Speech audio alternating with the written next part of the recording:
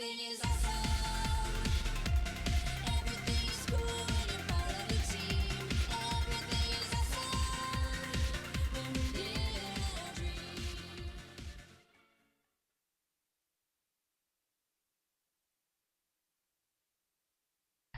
Well, raising money for breast cancer research isn't restricted to October.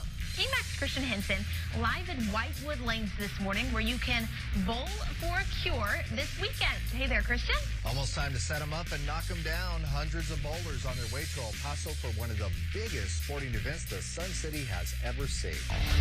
We are being told there isn't another facility like it in the world. Las Vegas now home to the best bowling facility in the whole world. One of our local high school student athletes has been honored with a national award. Check out this video. Yeah, all right, yeah. This is Bill O'Neill. He's rolling for Team USA. Oh. You'll see him there. This is the World Bowling Men's Championship. All right, you're going, okay, it's a strike, right? I mean, it's looking pretty good. There, it curves around. Right. It's a strike, right? Right. They're all down. Oh, no. Bowlers, listen up. The U.S. Bowling Congress Championship is making its way to the borderland. This tournament has more players than any other bowling tournament in the entire world. This past Thursday night in Brockton, Mass., Akeem Emanuel completed a 900 series. A 900 series. That's 3 consecutive perfect games. The USBC Open Championships are well underway in downtown El Paso, and keeping the tournament going takes a lot more work than you might think. Colombian-American Maria Rodriguez earned her NCAA scholarship to the University of Maryland by being the best bowler in her class. That's right. Maria found in bowling her athletic calling and has since garnered not only academic rewards, but a national bowling championship. Yeah, you thought bowling wasn't cool? Yes, again. Tonight, All-American Fun Park gave $500 to the Bowlers to Veterans link through the U.S. Bowling Congress Albany Association. Talk about Super Bowlers for the next week. The best of the best will be knocking pins down in the Green Bay area. Well, if you're a bowling fan, not region only did you get to see some of the best in the world this week. You got to see them up close and personal. Sports action here. A 92-year-old athlete is making history and getting attention across the country. That's him. That's Sylvester Thiel. He's a competitive bowler from Minnesota. And he's about to become one of only, I believe, 3 people in the history of the sport to bowl in the USBC Open Championship in 7 different decades. He still maintains a 181 average. Welcome back to bowling now, which isn't something we usually say here, but when you're on top of your game at the top-notch program, vying for a spot on the national team, it gets J.P. Small's attention. Here's this week's Hometown Heroes.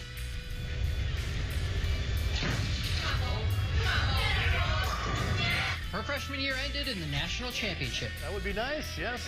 And then we loved covering that, you know, whether it was at Eastway Lanes or when they had the big event, the finals down at the when Bob learned through the 300. That was one of the best days in Erie sports history. Right.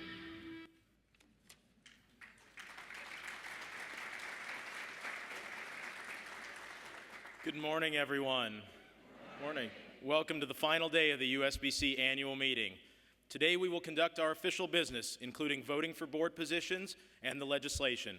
Before we proceed, I would like to call the meeting to order and ask USBC Executive Director Chad Murphy for the credentials report. Good morning. There are 723 association delegates, 14 athlete delegates, and 24 board of directors for a total voting body of 761. 761. Each year at this annual meeting, we salute a number of people who have achieved great things through their behind-the-scenes work for the betterment of the sport. Now let's look at this video tribute to this year's honorees.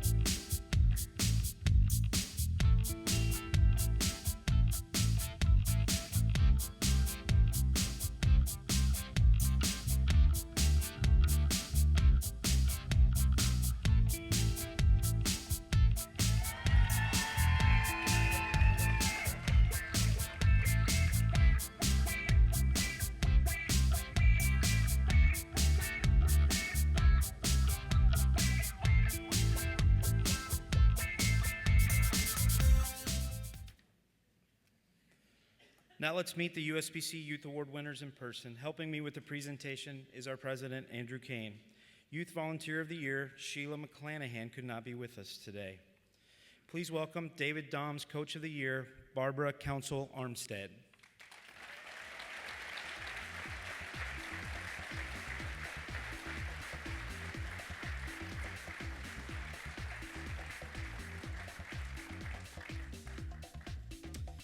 Youth Female Ambassador of the Year, Molly Gallagher.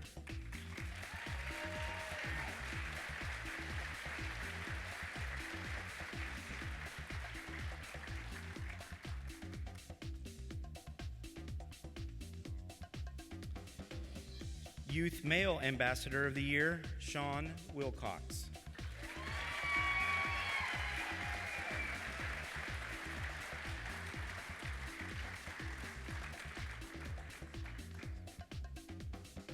At this time, I'd like to invite BPAA President and USBC Board Member Tom Martino to the stage to present the USBC Local Association Award. Tom?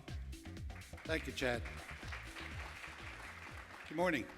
The BPAA USBC Association Award is presented to a local association that has shown tremendous cooperation with their local BPAA proprietor group.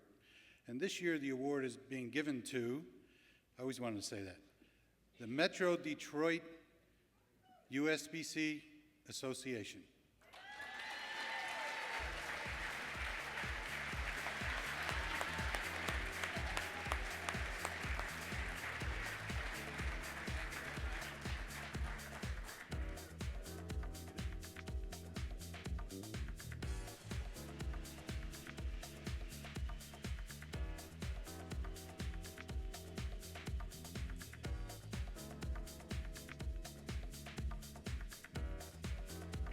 Let's have one more round of applause for these national award winners.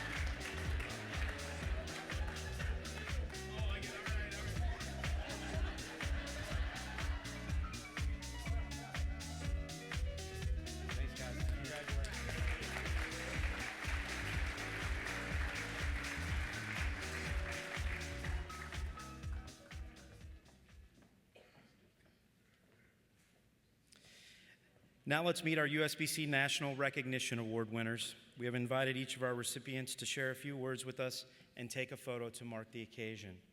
First, please welcome this year's USBC Proprietor of the Year from Perrysburg, Ohio, Sue Penske.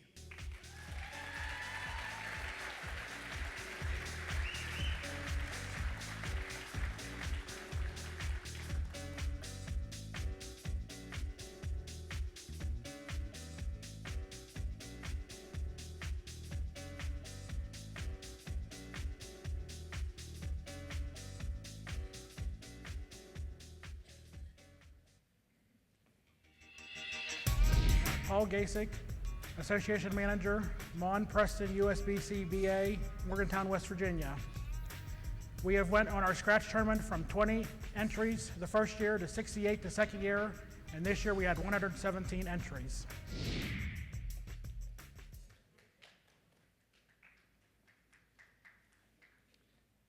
Good morning, ladies and gentlemen, and thank you very much for bestowing this award on myself. It's an honor and privilege to be chosen for the 2015 Proprietor of the Year.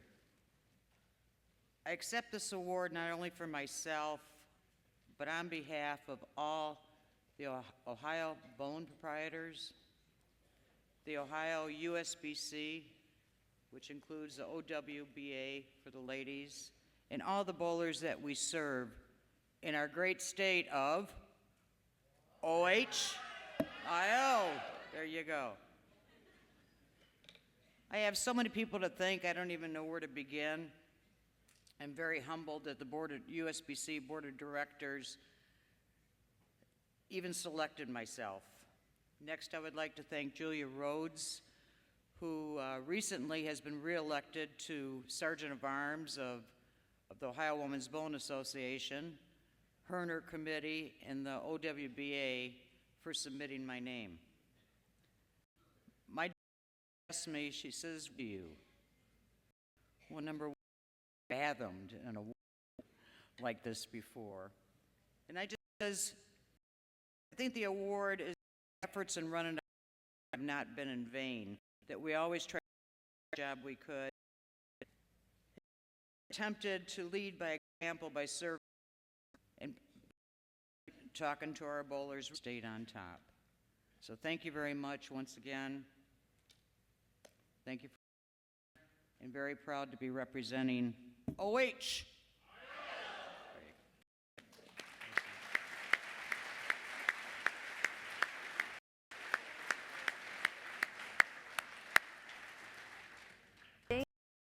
Of Monmouth County USBC and Monmouth County, New Jersey. We had 3 really good success stories this year.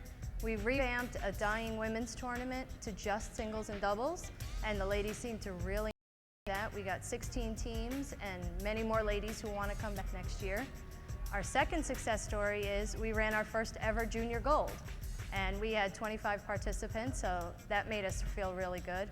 And our last one came out of the performance standards that USBC required to hold clinics. We held our 4 clinics, and our last clinic came out of the planning board.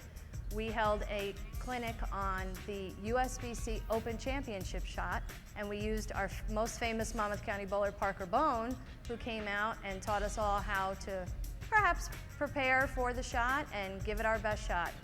We had a really great year, and we look forward to another year coming up.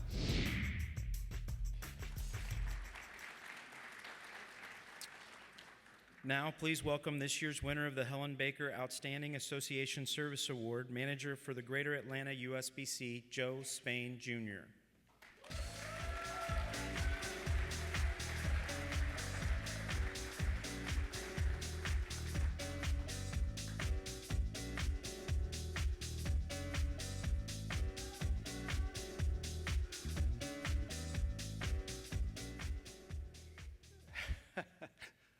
What am I doing here? I'm not sure. I really am appreciative of being selected for this award. It means so much to me. I want to first pay tribute to Miss Helen Baker, former WIBC Vice President, for whom this award is named. I can't think of a better tribute to have an award named after you. So receiving that award, to me, it means all the world to me, and I certainly do appreciate it. Certainly have to give thanks to my local and locals, since I'm the association manager for the state of Georgia BA, and I think that not only with the BA but the WBA, we have a great communication network, and we get along, and I think that's what this is all about. It's always making sure that we do things that are together and for the future of bowling. Standing back here, seeing what the future of bowling is, I'm thinking that not only is the future of bowling back here, and you're going to hear some amazing speeches in a few moments, but we're still the future of bowling too, and that transition is not immediate. It's not turning over another page. It transcends from one generation to another, and that we're part of that generation that's going to transcend into these next generations. Lastly, I want to thank the people or persons that are responsible for submitting my application. Obviously, I was not aware of it, and I'm just completely taken by surprise, and it's been somewhat surreal from the moment that I found out about it. But I do want to pay tribute to the people that were responsible for the application. It brings to mind to me a challenge that I made to myself a couple of times to find the people in the state of Georgia that are worthy, whether it be the Hall of Fame, meritorious service type awards, or other local awards that are symbolic of what they have done. They're volunteer for various reasons, and they should be recognized for that. And to me, recognition is a big part of what we do, since the vast majority of us are volunteers. And it always reminds me of Rodney Dangerfield said, "I just want one of these, just give me one of these." And so that's what people need. And so I'm the recipient of somebody taking the time to submit one of those applications, and I encourage you, everyone in this room, to go back to your locals, your states, and to submit applications for people that are worthy. That is the challenge I would make to you today. And again, in closing, I just want to thank you very much for this honor. It's just very, very appreciated, and I'm really beyond speech of trying to accept this award, but I truly accept it, and thank you, USBC Board of Directors, for your part of the selection process. I hope we can make your job more difficult in the future and have more worthy candidates for these applications, but thank you very much.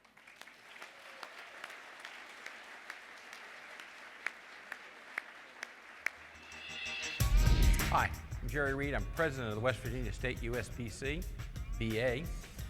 This year, for the very first time, we actually managed to get with our women as a non-merged association to hold our annual meeting together. So we're very pleased about this.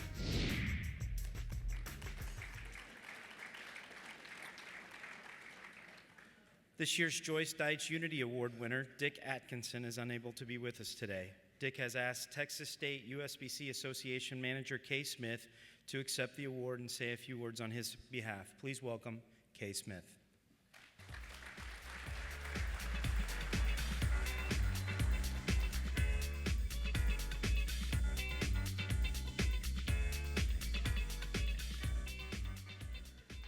Good morning. I have a little message from Dick that I want to read for you. But first, I want you to know that in Texas, we are very proud of Dick Atkinson. Let's hear it, Texas. I want to thank the USBC for selecting me as a recipient of the Joyce Deitch Unity Award.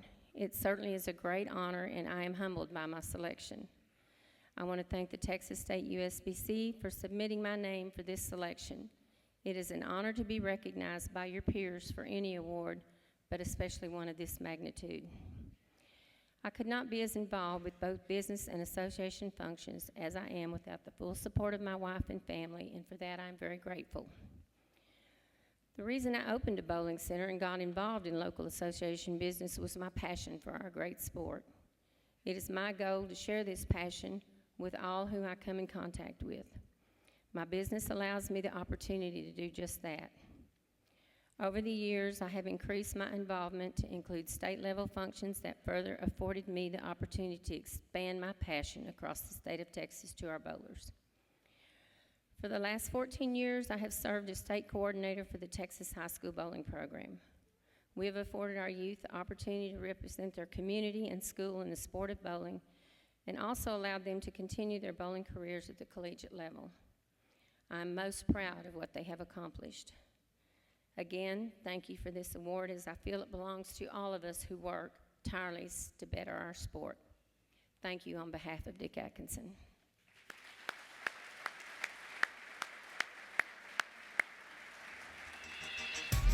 My name is Brian Volko with El Paso USBC, and this year we hosted a youth kickoff tournament in conjunction with the 2015 USBC Open Championships, awarding over $13,000 in scholarships.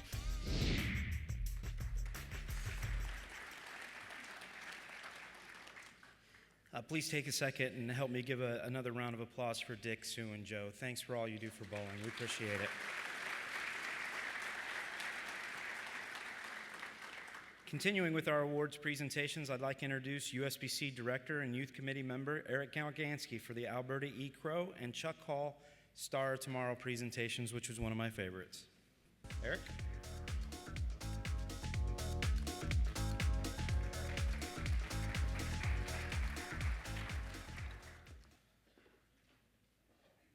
Good morning. How's everyone doing? The Alberta E. Crow and Chuck Hall Star of Tomorrow Awards are named after two leaders who worked to increase opportunities for youth bowlers across this country. As the president of the Women's International Bowling Congress from 1960 to 1981, Alberta Crow was instrumental in the administration of the American Junior Bowling Congress. Chuck Hall was the executive director of the Youth Bowling from 1962 to 1985, first for AJBC and later for the Young American Bowling Alliance.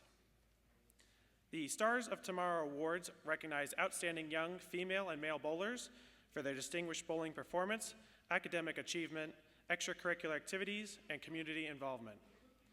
In addition to their honorary titles, the Stars of Tomorrow recipients receive a $6,000 scholarship for their award as well.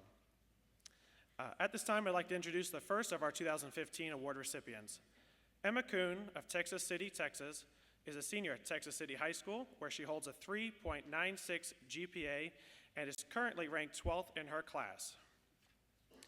Emma started bowling when she was 5 years old and has been a passion for her ever since.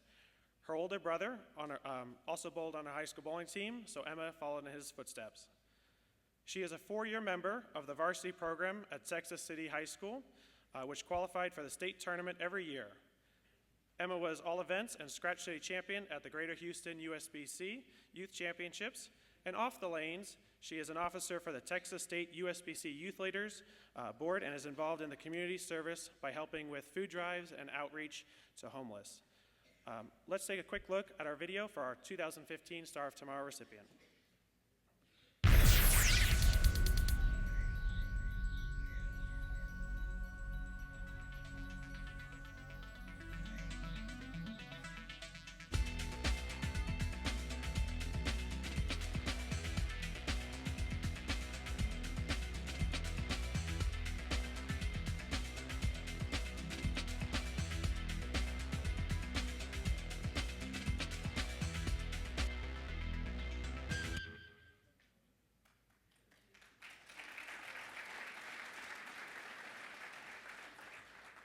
At this time, I'd like to invite up our 2015 Alberta E. Crow Star of Tomorrow recipient, Miss Emma Kuhn.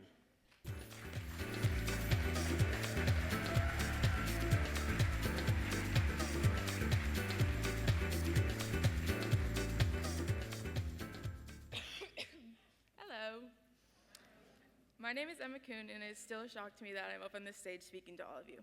As anyone who knows me knows, I'm terrified of speaking in front of large groups of people, so bear with me in my awkwardness. First off, I'd like to thank USBC and this committee for choosing me for this award. It is such an incredible honor, and even as I'm up here on the stage terrified, it is an amazing opportunity that I will always cherish.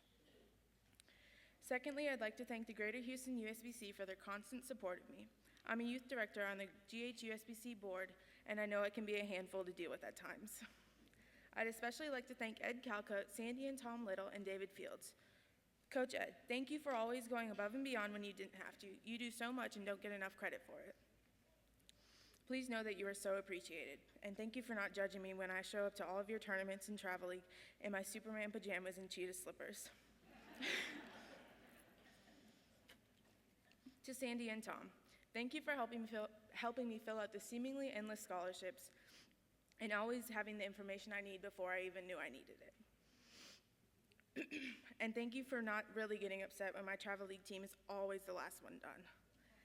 David Fields, thank you for always answering my questions and emails when I've been an irresponsible teenager who forgets the times of all of the meetings. And to all of the other board members and ladies who work in the office, thank you for making the board meetings fun while still allowing me to learn something new during each meeting. The next few people I'd like to thank are the people who have been with me through it all since I moved to Texas. To Coach Bob Hahn, I'd like to thank you for all you have done for me. You've always been one of my biggest fans, and I so appreciate it. The majority of my knowledge and fundamentals that I have were taught by you, and I'll never be able to repay you for it all. I'd also like to thank his wife Sharon for allowing me to steal him all the time.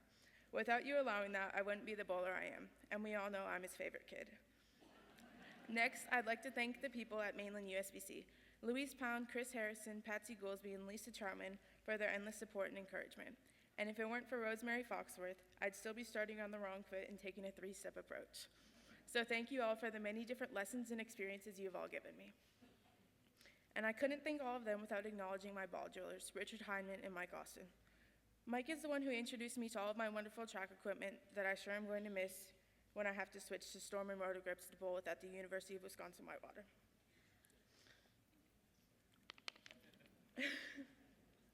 And with Richard, even when I'm not, he's always thinking of ways to improve my game.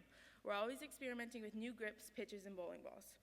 In fact, I should have a few waiting for me when I get home. Next, I'd like to thank and congratulate 2 of my best friends that I've met through bowling. Kyle Young and DJ Costas have been 2 of the greatest friends I could ever have. They're constantly pushing me to be the best I can, and congratulations to both of them. There are no two other people I'd rather be inducted into the Texas Hall of Honor and Houston Hall of Honor with than them two. I know you both will do great things in the world. I love you guys. Next, I'd like to thank all the people I've bowled with over the years.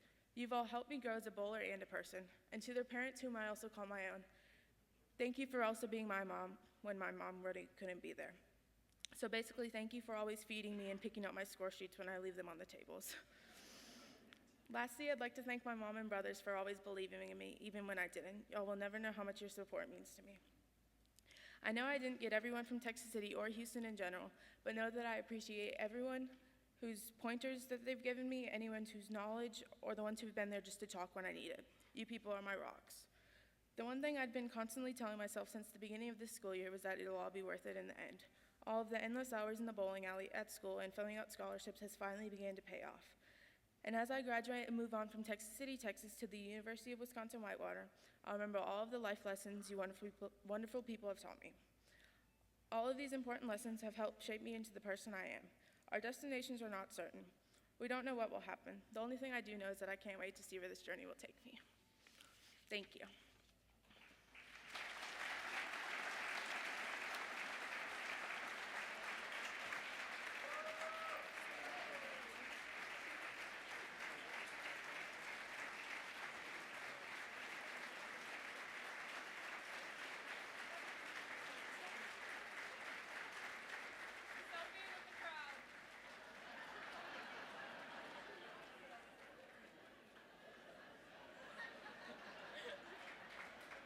That was because my mom told me I wouldn't. If you're looking for that photo, it'll be at #CelebrateUSBC. Thank you, Emma. Congratulations. Great bowler, great accomplishments there, and a great example for our stars of tomorrow and moving forward into the future. At this time, I'd like to invite fellow IBC Youth Committee member, Ms. Kim Stanek-Sims, to the podium to present the Chuck Hall Star of Tomorrow Award. Kim?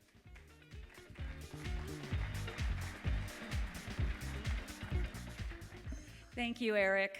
It's an honor and a pleasure to be here. Youth is such an important part of our future, and these young bowlers have accomplished so much in their short careers. We can only look forward to great things. Anthony Sideri is a senior at Hazleton Area High School in Hazleton, New Jersey. He is a member of the National Honor Society, the National Spanish Honor Society, and carries a weighted grade point average of 100.3 on a 100-point scale. How fabulous is that? Anthony is also a multi-sport athlete, but bowling is his passion. He is lettered in both golf and tennis, but he is a 4-year member of his high school varsity bowling team, captain for 2 years. He is also a member of his school Key Club, which performs various community service, and he is also a volunteer at Hazel Crest Area General Hospital. He plans on attending Penn State University as a pre-med student. Let's take one more accolade that I know was neglected. Anthony has also earned his USBC bronze level coaching certification and has spent the last 3 years coaching younger bowlers. Let's take a look at our Star of Tomorrow.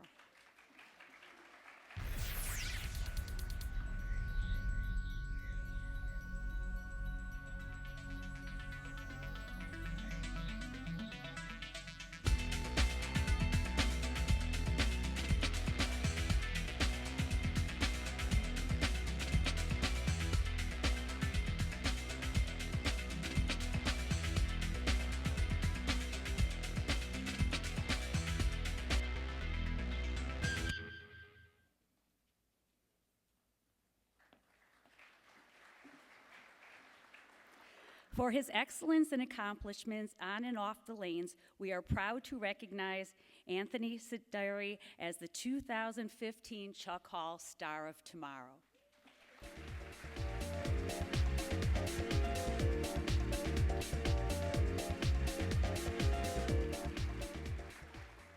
Hello, everyone, and thank you. It is a great honor standing in front of you all today to accept this wonderful award. I'm not sure how many of you are fans of country music, but I am.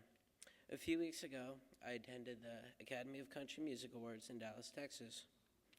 It was an incredible experience seeing such inspiring people and being a part of a Guinness World Record for the most fans attending a live music award show. As I sat in that record-setting audience in AT&T Stadium, I was thinking about the amount of nerves the award winners must have felt speaking in front of so many people. Today, I'm very glad that I'm not speaking in front of a Guinness World Record crowd or 60,000 people. On behalf of accepting this award, there are a number of people I would like to thank. First, I would like to thank my friends, teammates, and coaches that have helped me learn the true value of teamwork and motivating me to becoming a better bowler. Second, I am thankful for the amazing teachers that have helped guide me through my high school career and on my journey to entering the world. I would also like to thank my grandfather, who has been my #1 fan through my high school bowling career. Lastly, I would like to thank God for my mom, dad, sister, and brother-in-law. Without them being there for me every step of the way, I wouldn't be the person I am today, and I certainly wouldn't be here accepting this award. It is humbling and of great honor to be presented with the Chuck Hall Star of Tomorrow Award. I am tremendously thankful for the United States Bowling Congress recognizing the correspondence between my academic and extracurricular activities. I will use this award as a stepping stone to propel me forward in achieving even more. This humbling experience taught me that the sky is the limit and there's nothing stopping me from leaving my mark on the world. Once again, thank you all for being here today, and God bless.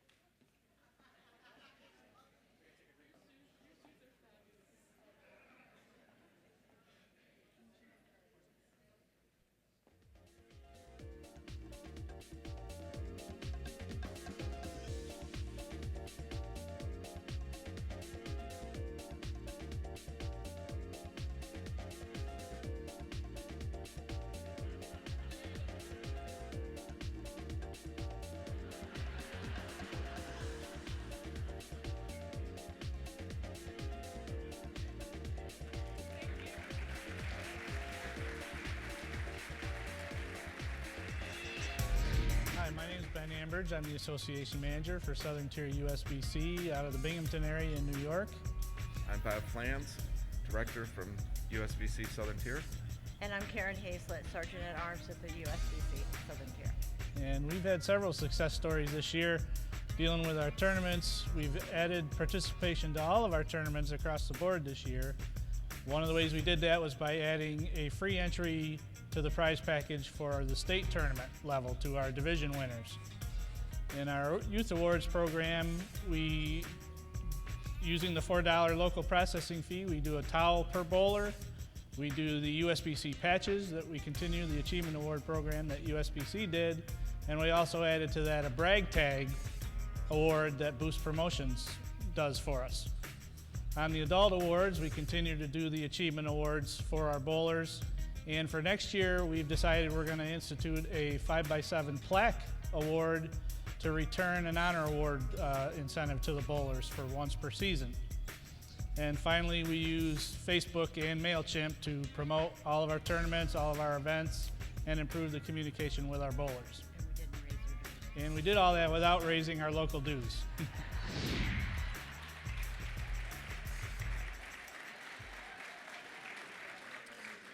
Special thanks to Eric and Kim, and how about another round of applause for our award winners?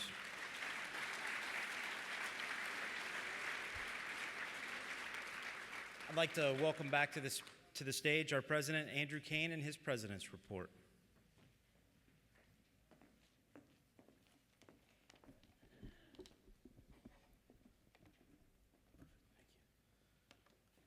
That was fun. Hi, everybody. Good to be back up here again. Those awards are fantastic. I really, really enjoy those every year, and I think The selfie was fantastic. Somebody backstage was telling me there's a name for a group selfie. It's called a groofy. I didn't coin that term. I'm not sure. It sounds like some other things that really aren't popular, so let's leave it at that. We'll call it a group selfie for now. All right, who in this room wants to celebrate? All right. Yes. Award winners joined the stage and heard some of their experience, trials, the tribulations, the hard work nights, and the dedication of them to this very the support systems, the family, the friends. Please indulge me one last time as president. My wife asked me why I share so many photos of our daughter, and I'm not sure if she wanted to be included. I don't think she did, but I told her there's something about toddlers that light up a room a little bit. But the truth is, she's a big part of why I wake up every day and push my hardest and give 100%. But more importantly, during my time as president, you've all become a part of my family, and so I think that as a proud parent goes, I feel that it's appropriate that I share a few photos. And just so you know, she'll be celebrating her second birthday in a couple of weeks, and soon we'll be at 12 and 15 and on from there. But again, she's still enjoying her journey and having a lot of fun doing it.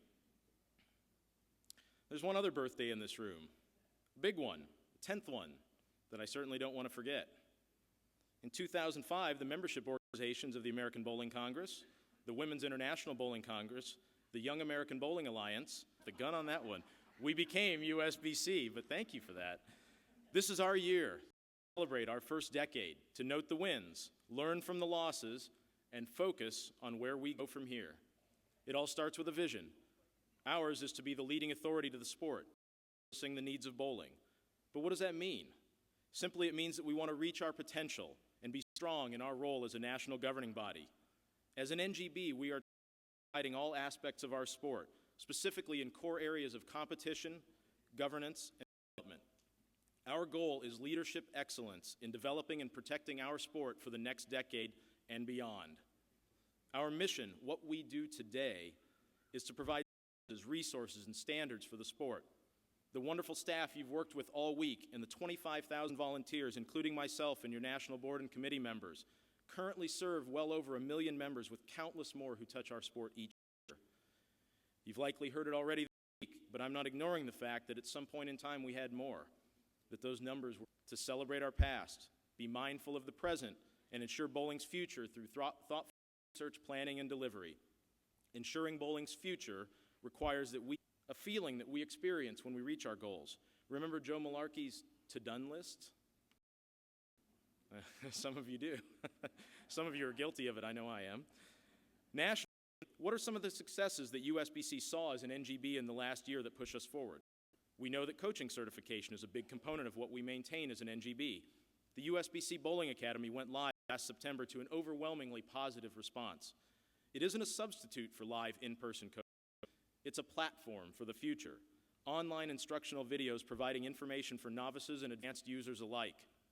It's a brilliant merging of traditional services with modern technology and something that supports coaching initiatives and can be used to enhance what is being done in your local bowling centers right now.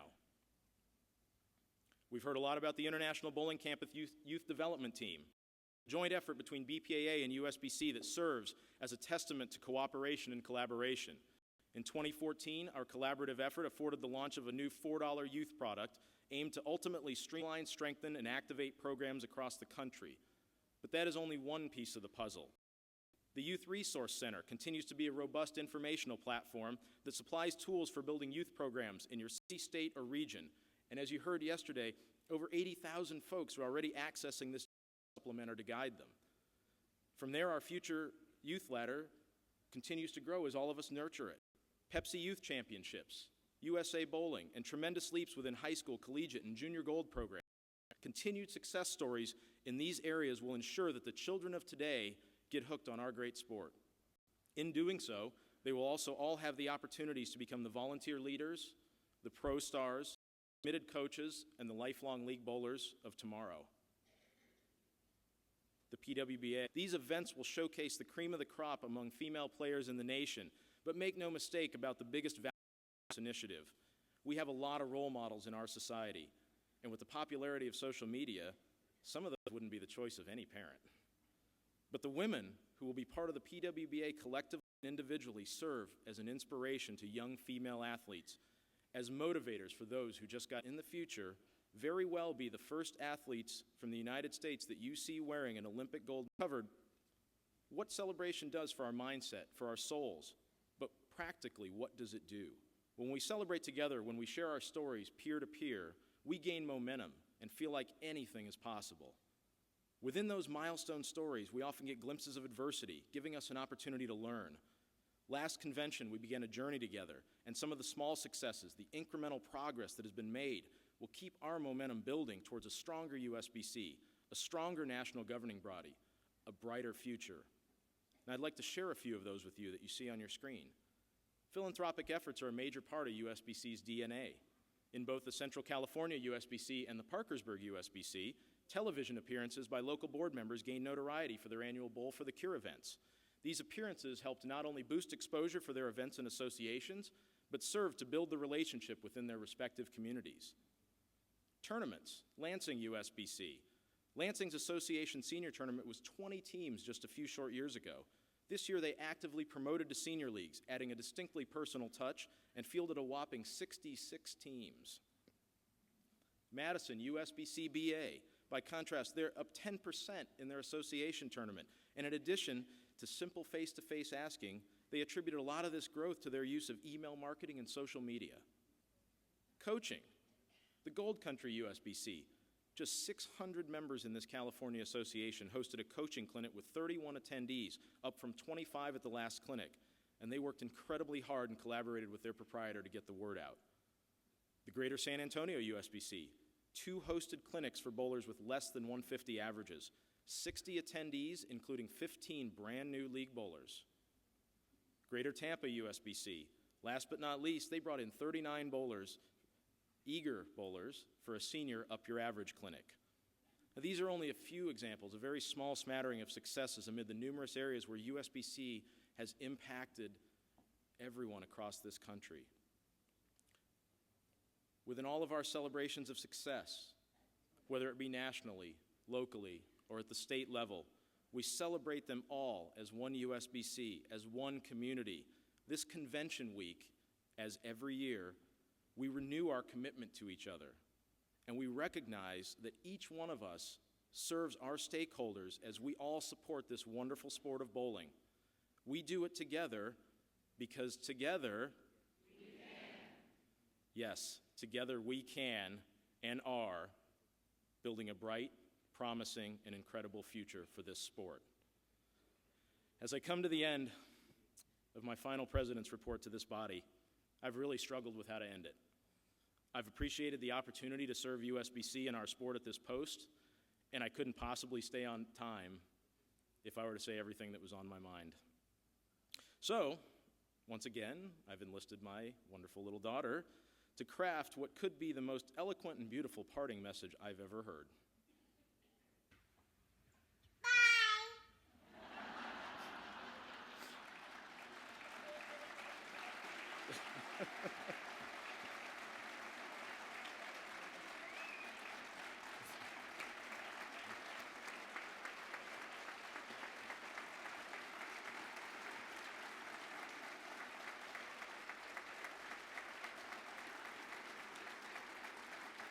And thank you so very much. I couldn't tell you how much more difficult that probably was to do right there than so we had a few takes at it. She wanted to just drive away in her car, but as long as it's that car and not a real car just yet, we're okay.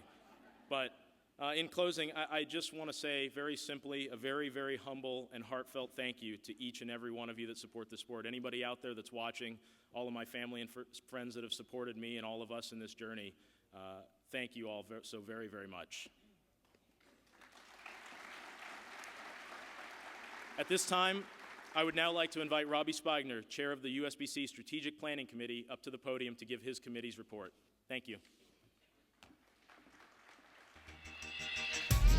Hi, I'm Mary Ellen Lindeman from the El Paso USBC, and as a way to help celebrate a future for the sport, We were very proud to host an inaugural high school tournament this year, and we were very pleased to have 22 of our high school represented, and all of the high school students seem to have a very good time, and we're really hoping that they're going to continue with the sport that we love.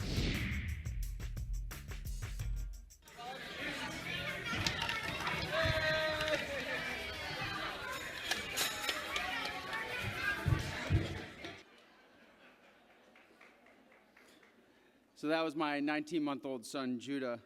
A couple of observations on that video. My career would have been dramatically improved if I had known it was as easy as walking down the lane and knocking down the pins with my hands. This is the future. I'm talking about style here. Like Mark Roth, Pete Weber, they revolutionized it. Jason Belmonte. This is the future. We're talking overhand, two-hand into the pins.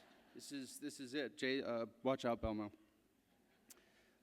Most importantly, I learned from President Kane that if you want your speech to go well, just show baby and toddler videos. So I can't fail, right? Lastly, I love the satisfaction that he actually gets. You know, dusting his hands off and showing the grin on his face. I think that we can all identify that with a job well done. So here we are, a year removed from the last time I spoke to you. I want to briefly remind you of our mission and our vision. The USBC is a national governing body for bowling. Our mission is to provide services, resources, and standards for the sport. Our vision is to be the leading authority for the sport, servicing the needs of bowling. You guys drive this home every day. I love it.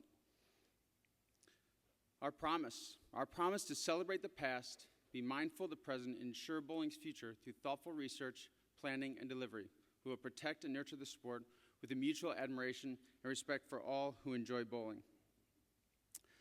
In the little time I have with you today, I do want to talk about the promise and pick it apart. So specifically, celebrating the past, being mindful of the present, and ensuring bowling's future. Last year's speech talked about, and to go into the past, we talked about the thoughtful research and planning that we do every day, and the delivery that our staff does, that everyone in this room does, that all our volunteers around the country do. A little bit about what happened in the past year at the USBC on the strategic planning front.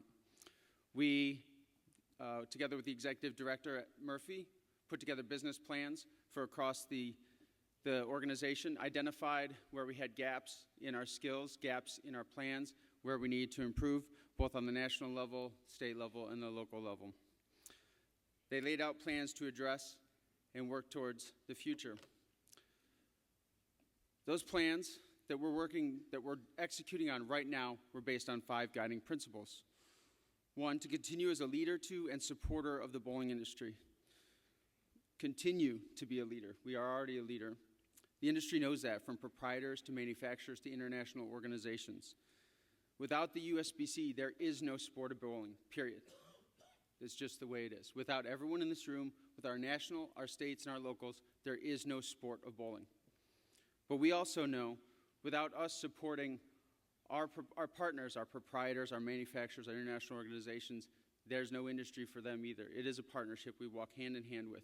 We take that very seriously in every plan that we put forward at the USBC. Identifying our core customers and focusing on core service. Pretty simple. People enjoy their time bowling. They want to feel appreciated. It's customer service. Everyone in here, we talked about it. President Kane talked about it. Executive Director Murphy talked about it. You heard it in your seminars today. The number one way to get people to bowl is you talk to them. You tell them you should go bowling. You should come. You should join our organization. You should get involved. It's that customer service that people want. It's really no different than any other business. You think about it. Why do you go to California Pizza Kitchen or Red Lobster for dinner?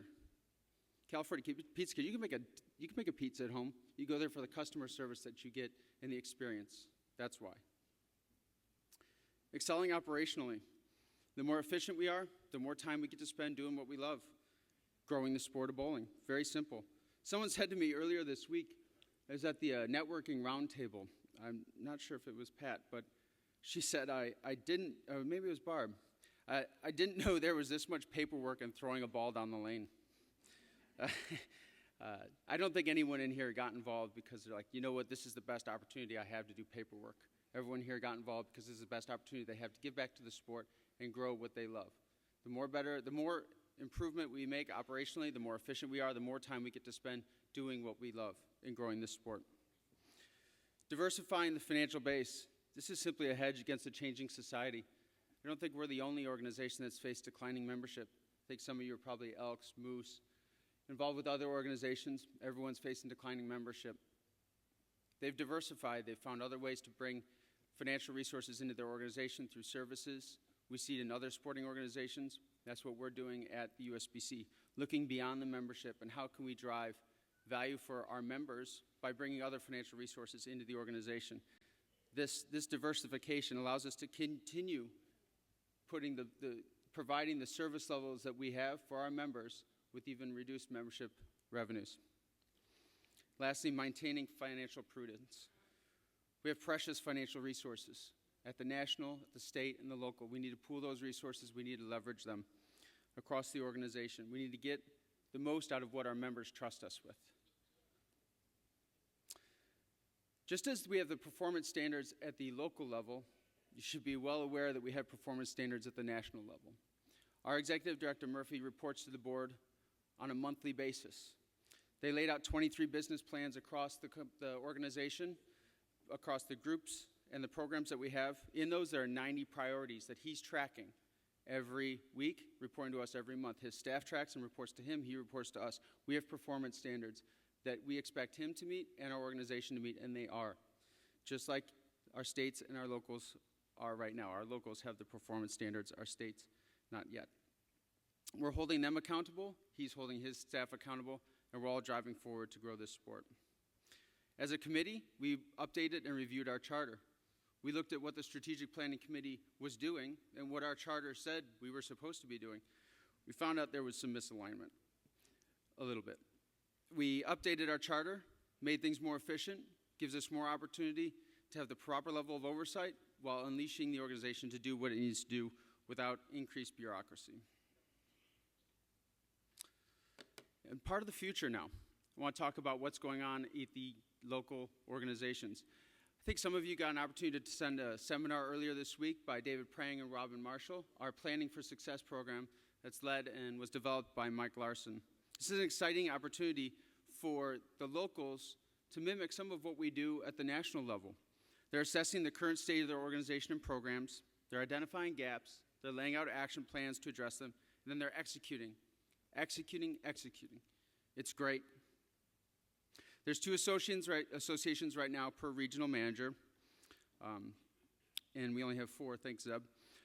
So I want to recognize those associations are part of our pilot program. The Greater Houston USBC, Huntsville USBC, Metro Phoenix USBC, Emerald Valley USBC, Greater Oil Region USBC, Western Crawford County USBC, it's a lot of USBC, Chicagoland USBC, and the McHenry County USBC.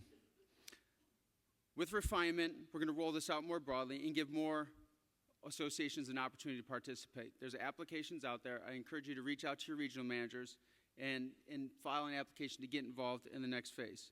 I also ask you to reach out to these associations to find about their experience and how it's helping them drive home what they want to do in their local communities. Last year I talked about the Future Leaders program and how we can get our next generation of leaders involved in the governing and legislative side of the sport. I want to introduce you to a couple of them that are here today.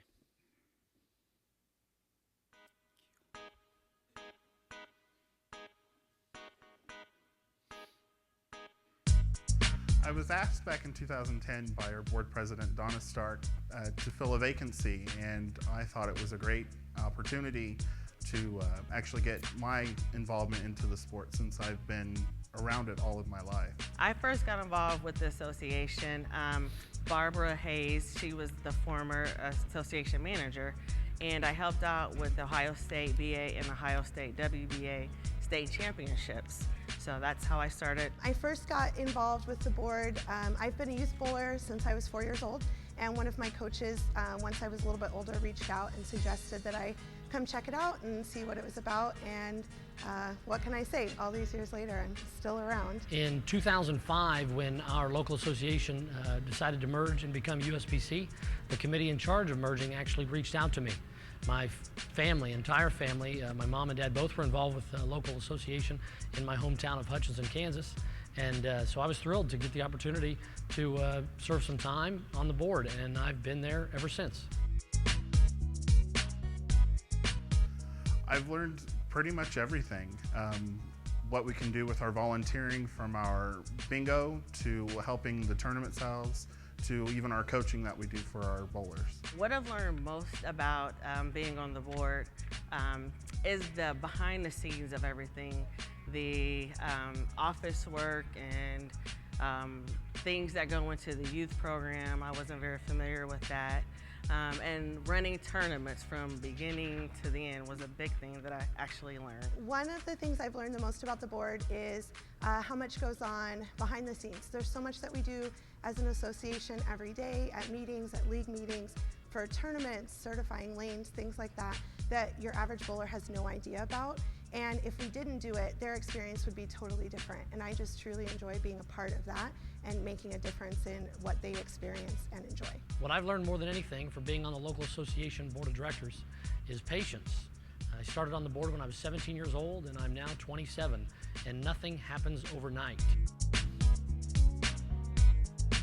I'd actually have to say everyone on the board has influenced me, because we range from everywhere from our senior bowlers to our most competitive bowlers, and just to get their opinions and thoughts on everything and what they see happens actually does inspire me to do what I want to do with the community. The person that has been the most influential on the board is Dale Kidwell.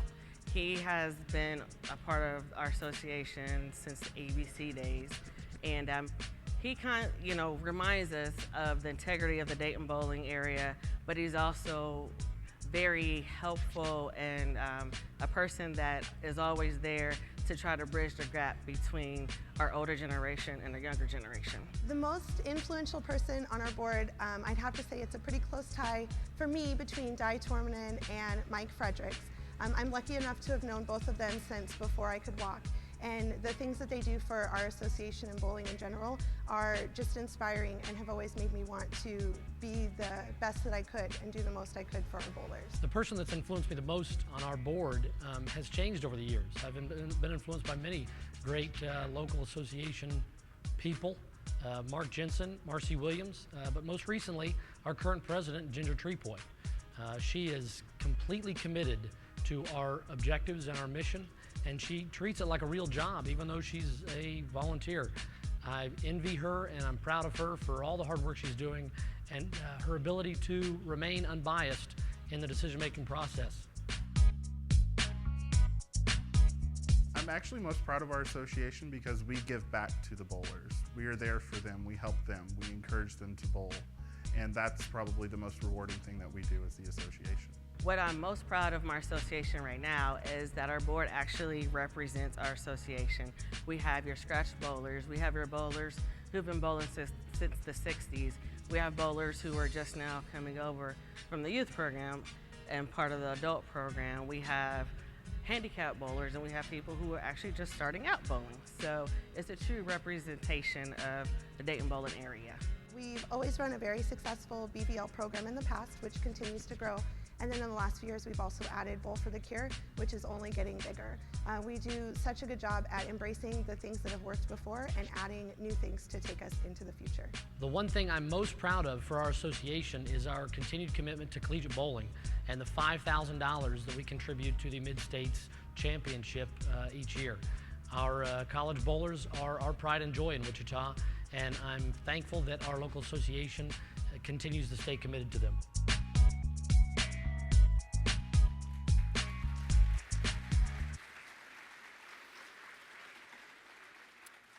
I'd say that round of applause goes not only to those delegates that we have here, but those delegates that got those people involved. They deserve a round of applause.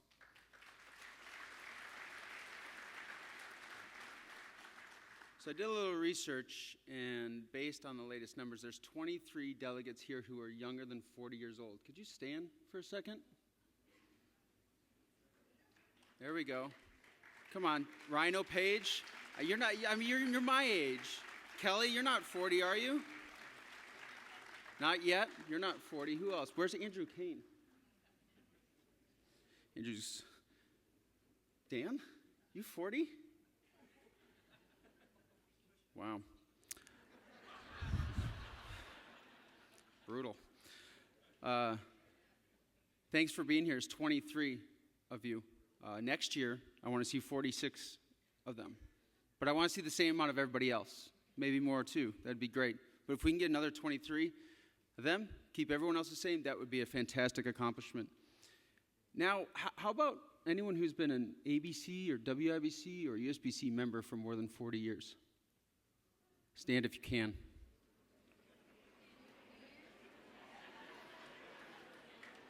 I know there are some bad knees.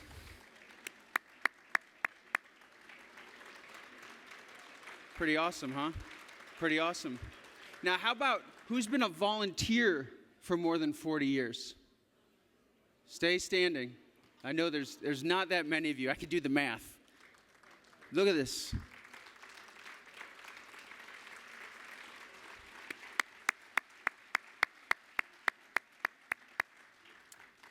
So those younger delegates that I had stand earlier, I highly encourage you to reach out to those delegates you just saw standing. Reach out to them. Learn about our present. Get some history about the past. But most importantly, learn how to partner together for the future of the sport. I want to thank the delegates and the volunteers across the country and those in this room for everything you do for the sport. Your passion is infectious and what will ensure a future for the sport. Thank you for giving me the opportunity to serve alongside you. I want to turn the stage over to Frank Wilkinson for an update on the future of the sport via our youth initiatives. Thank you.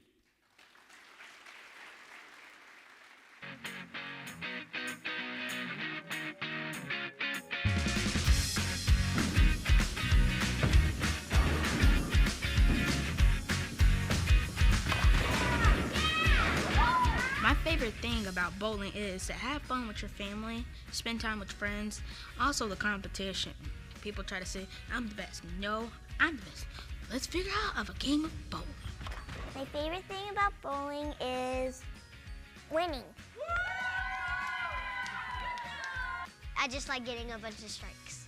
The first time I bowled a strike, I screamed, I went crazy, and my parents tried to calm me down, but it didn't work. I scream sometimes, and I jump up and down, and I look up at the screen, I'm like, how many points I got? I was like, oh my gosh, I just did that. It felt like I was like, oh my gosh, really? Because I didn't think I could do it.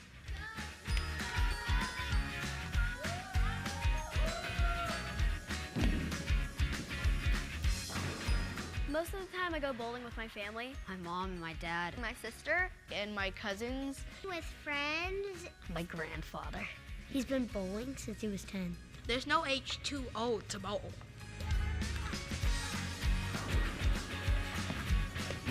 Some sports, people say it's just for some people. Yeah, I think bowling is something that everyone can do. You gotta practice and practice a lot. Keep yourself in check. Stay focused. Focus, yeah, and concentration. If you really are concentrating, then you probably might actually get a strike or spare. Or a gutter ball. I wish the gutter was never invented.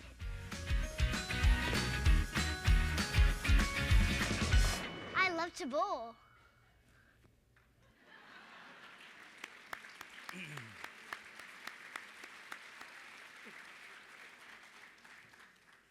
Good morning, Youth Bowling Warriors. If you're a Youth Bowling Warrior, please give yourselves a round of applause.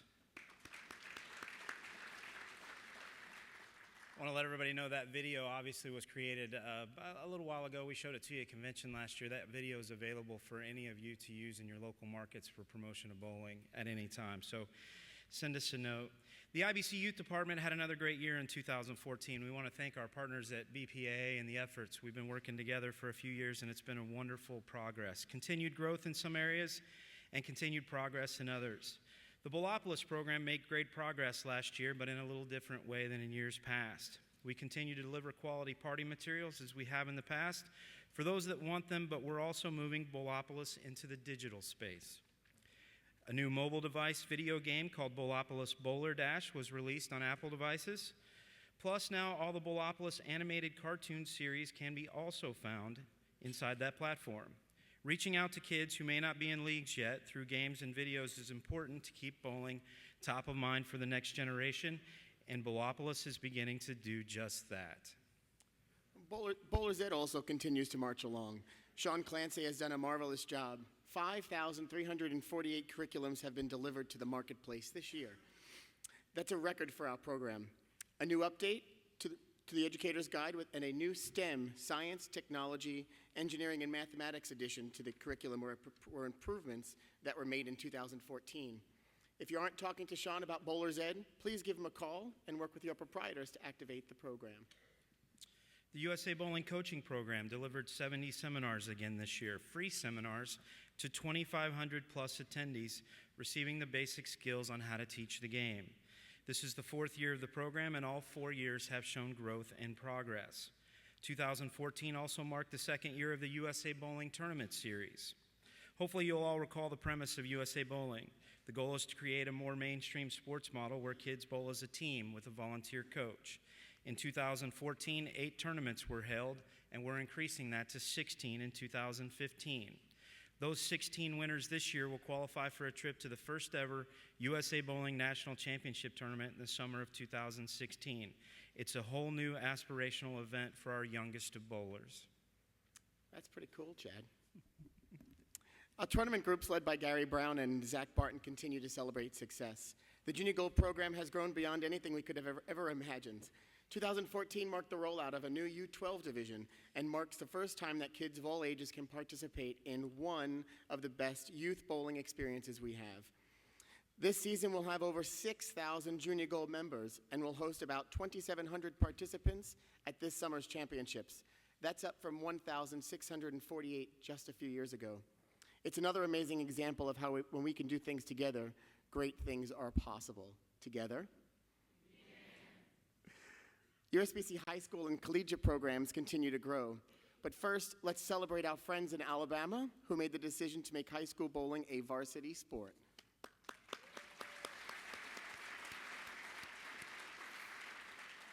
The collegiate program is now one of the largest in its history, approaching over 3,000 student athletes from 200 institutions. Gary Brown has led our tournament and collegiate group for the last several years, and he's doing a great job. Thank you, Gary. I want to take just a quick second and back up to Junior Gold. Obviously, that's an example, and you guys have heard me talk about it this week. A few years ago, a group sat in a room, and they decided to invent tomorrow. They were looking at today. We had a wonderful program there. We wanted to make some improvements, weren't quite sure what to do. But that IBC Youth Committee really got together and understood and saw the vision of what we thought Junior Gold could be. And this summer, we'll be televising it for the first time ever on CBS Sports Network. That's a really credit to the IBC Youth and Frank Wilkinson as its chair. Please give him a round of applause. One of the most significant changes in 2014 was certainly the membership product. A move to a new online processing portal had its share of challenges, and it was anything but perfect.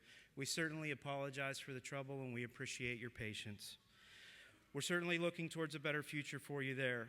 Also, the price of the product dropped dramatically with awards and the jerseys no longer funded nationally. In doing all of this, we empowered associations and centers to work together in new ways to promote youth bowling. A lot of great things have happened in these years since the youth department was born, and maybe this year was the best. Even with all the changes, we have a shot with a good summer to year-over-year growth in the standard product to close the season. 2 of the last 3 years inside the youth membership product are the best 2 years in the last 25, thanks to your help. Please give yourselves a round of applause. There are some real positive signs and successes to celebrate. Driving the success is our group that has been going door to door selling youth bowling. Our youth development specialists are educating center proprietors, managers, and youth directors on new ways to introduce kids to bowling. They're working to activate programs, floor better leagues, and of course, build the educational footprint by getting Bowler's Ed into local schools. Our specialists have visited over 3,300 centers in the last year, all with the focus of getting a few more kids to go bowling more often. I'll close by saying thank you. We've hired some new folks in the youth area, including Roger Nordhook, who joins us from the manufacturing side of the industry as former Vice President of Marketing of Storm Products. He and Gary Brown will lead the youth area moving forward. The new team is passionate and dedicated. They're youth bowling warriors like the rest of us. Things are in good hands, and I look forward to watching the continued success of the department moving forward. I've enjoyed the time as your managing director of youth, and as I leave, I submit to you that my beliefs don't change with my new job. Youth bowling is still the most important program in working towards building a better future for our sport. Please do all you can, when you can, to continue youth bowling in all ways possible. Thank you. Chad, on behalf of the IBC Youth Committee, thank you for your hard work and dedication to youth bowling. We look forward to working with Gary and Roger.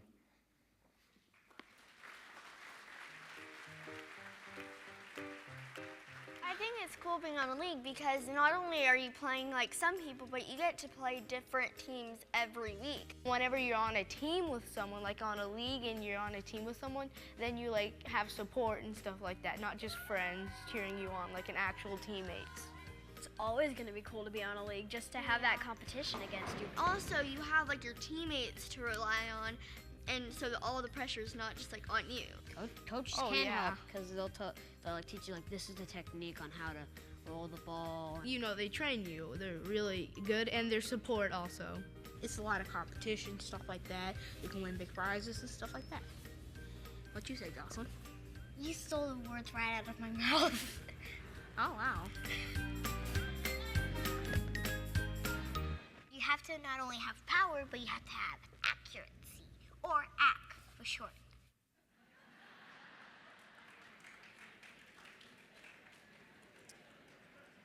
With your segue, or what a nice segue, with your help, everything is cool when you're part of a team. It's the perfect transition because at the staff level at USBC, everything we do depends on our teammates. So as we begin the Executive Director's report, I would like to invite one of our teammates, Deputy Executive Director Jason Overstreet, to the stage.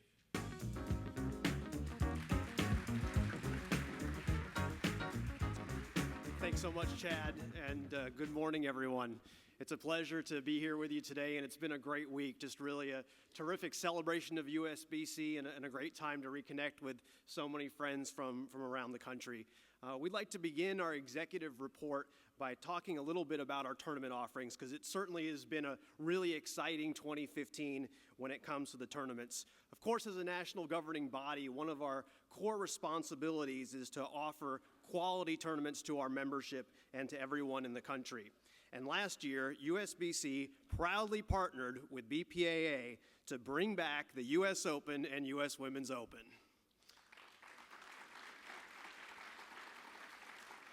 As part of the agreement, the organizations have guaranteed funding for at least 3 years. We hope it will be much longer than that, but it sends a quality message to the entire bowling industry about our commitment to these events and competitive bowling at the highest level. The partnership really creates some great stability and hopefully will be something that many people will get an opportunity to participate in, and these prestigious events will continue on with great strength. Just a short time later, after the announcement of this new initiative, Bowlmore AMF joined the project as title sponsor to fund television for the U.S. Opens. And we really appreciate Bowlmore AMF's support of competitive bowling and this project.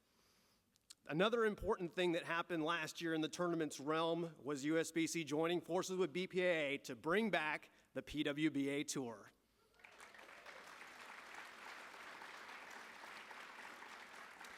Thanks to this new tour, now 11 local markets will have the opportunity for your members and for the people that bowl in nearby surrounding areas to get a chance to meet the top female bowlers in the world, to get to experience it in person. And we've said it all week, but we can't say it enough. A huge part of our strategy at the national level is to create programs that have significant impact for you at the local level as well. Our friends at PBA then joined this project also, and they will work with us to create a series of regional events as part of the PWBA brand as well. This added 7 more tournaments for 2015 that are women bowling against women at the professional level. The PBA also came on board to provide player services to the main PWBA tour. So this will allow the women to have the same outstanding tour support as the men receive. When you wrap it all up, the bowling industry together has now created a whole new level of opportunity for women that hasn't been seen for many years. The addition of all of these top-tier events certainly is worthy of applause, and that created, let's hear it.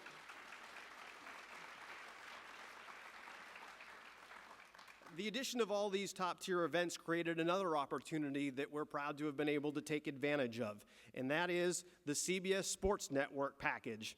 There will be 10 telecasts now on CBS Sports Network, and you heard Frank mention this as it relates to the Junior Gold piece. The package includes bringing that event onto national television this summer. So in 2015, think about it for a moment. We're going to see everything from 12-year-olds in Junior Gold to teenagers to collegiate events to professionals. Every level of our ladder of competitive bowling will be showcased on national television this year. It is certainly something to celebrate and something that we're very proud of. Moving on to our long-duration tournaments. Thank you. The Open and Women's Championships are both underway for 2015, and the El Paso event is certainly off to a great start. El Paso proving to be a fantastic host city. We expect to have a team count of about 7,200 teams this year at the Open Championships in El Paso.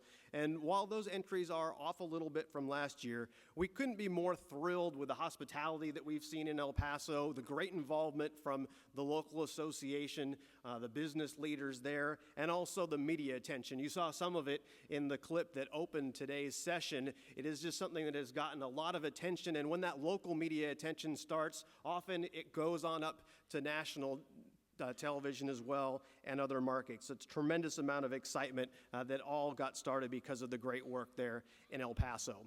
The Women's Championships and USBC Mixed are in Reno, and they are projected to attract a combined more than 4,000 teams this year. Next year, those events are going to move to Las Vegas, and that is certainly going to be something everyone is looking forward to. Las Vegas is a spectacular venue. It is brand new in South Point, and it is a gorgeous facility. We encourage all of you, when you go back home, to remind your bowlers about this. Encourage them to come with us in Las Vegas in 2016, and also remind them that this is an event that everyone can participate in because of the new mixed. So both men and women, we hope it ends up being really a full house, and a lot of folks that are a part of convention as well as a part of our tournaments in Las Vegas in 2016. As you can see, tournaments have been a key area of business focus for us in the past year, but it certainly is not the only focus. Another has been providing value to our membership through the grassroots. Providing the support that you need to be a great local association is critical. And if you could drive at the front, thank you. Wanted to show you a photo of David Prang, one of our regional managers out here, and he has been in the field quite a bit. I'm sure that many of you had visits for David or from Robin or perhaps from George or Jim Zebehazy, Mike Larson. We sent our regional managers into the field visiting more than 45 states. We hit 96 local associations, touching nearly 1,000 associations in total. We really hope that each of you have had a chance to enjoy spending some time with our regional managers, and I want to thank everyone who attended a jamboree or birthday celebration this year. It's certainly been inspiring to see the culture that we've created, and I think we've seen it here throughout this week. It's a new culture. It's a culture of solving problems together, getting constructive feedback from you to be able to help us at the national level make sure that we are meeting your needs appropriately at the state and local level. Turning now to the area of sponsorship, we'd like to tell you about a new approach that USBC took with regards to our industry partners this last year. Rather than asking ball companies to sponsor individual events, we've instead went to them and say, we would like for you to work with us and support USBC programs across the board. And the industry really stepped up. Leading the way are USBC's new gold level partners, Columbia 300, Kegel, Hammer, and Storm. These are the partners who are supporting your organization at the highest level by tying their brands to USBC's major championships. We also want to thank Brunswick Ebonite, Track, Motive, and Rotogrip for their silver level sponsorship of USBC. We have some additional sponsors that came on board this year that are outside of the bowling industry. One that we're quite excited about is Hager Clothing. Hager joined us as a new sponsor and the official clothing provider of Team USA. They are also presenting sponsor of the USBC Hall of Fame induction ceremony, which I thank those of you who attended last night. It was a terrific evening. Our most significant sponsor, though, continues to be Nationwide Insurance. And Nationwide is so committed to bowling and to USBC, they sent their chief operating officer to the bowling campus in Arlington to learn more about our sport. Now, it's hard to really explain how significant this is. In the middle of the photo, standing next to Team USA, head coach Rod Ross, that's Ann Arvita, COO of Nationwide. She is one of the most influential people in the insurance industry, one of those top executives that it's lucky for anyone to get 5 minutes with. Well, she came to our training center, brought several members of our staff in order to just learn more about bowling, to strengthen the relationship between USBC and Nationwide. That's how strong the relationship is and what a great partnership we have. And there is an opportunity here for all of you at the state and local level as well. I really encourage everyone to reach out to a Nationwide agent in your area, invite them to your championship tournaments. Talk about the potential for a partnership. This is something that Nationwide wants at all levels, to be able to work with bowling and be able to have that personal connection. Nationwide is on our side. They're committed to USBC. Please take advantage of that for your members. From a marketing and communications standpoint, I believe you all know our focus continues to be on effective digital communications, new media, and technology. Last year, we launched the USBC Bowling Academy. It's an online destination that includes hours of top quality instructional tips. The project has really been a tremendous success. Tens of thousands of people have signed up for the Academy newsletter. The reach has really been remarkable, and premium subscriptions have exceeded our projections as well. This program was developed in collaboration with top USBC gold and silver level coaches, and many of the segments were shot in USBC regional training facilities around the country, such as Kegel's Training Center and Turbo Tech. Thanks to the great cooperation that we've received from coaches around the country, we're now delivering some of the best instructional content in the world to people who might not otherwise have access to a coach in their area.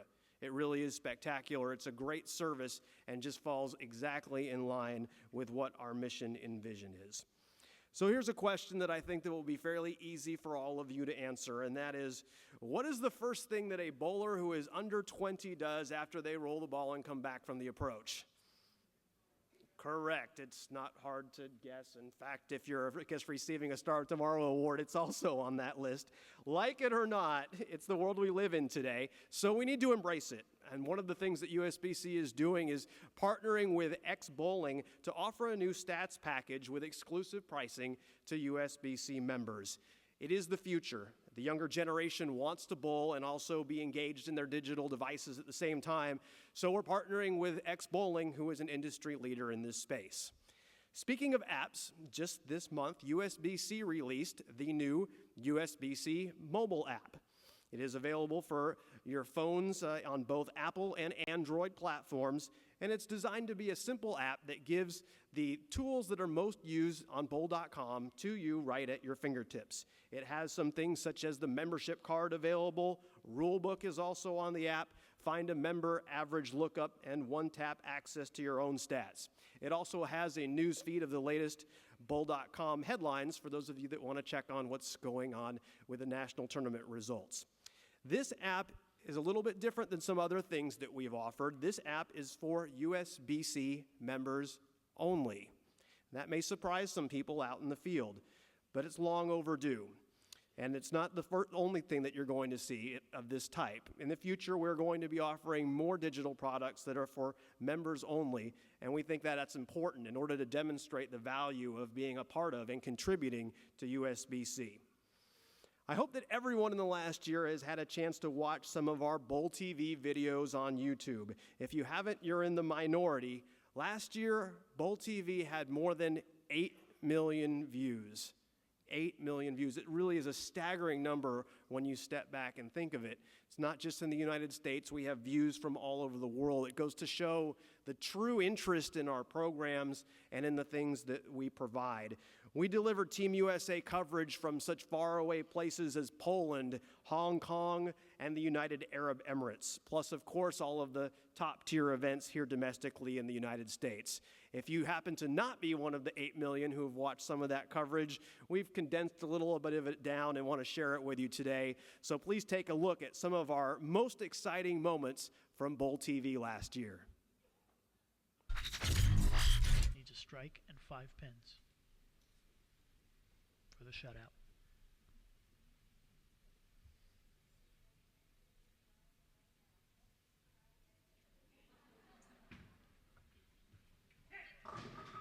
And Barnes comes up light, and he collapses it for the strike. Oh my! Can you believe that that 8-pin fell so late? What an incredible break for Barnes. And boarding wraps at 10, and that's it. It's over. Chris Barnes has won the World Cup. Vanderbilt's final shot for perfection. Oh, they've done it! A 300 game for Vanderbilt, and they win the Music City Classic. The Commodores are perfect in the regular season finale of NCAA women's bowling. Wow! One shot for the World Championship. 9 to win.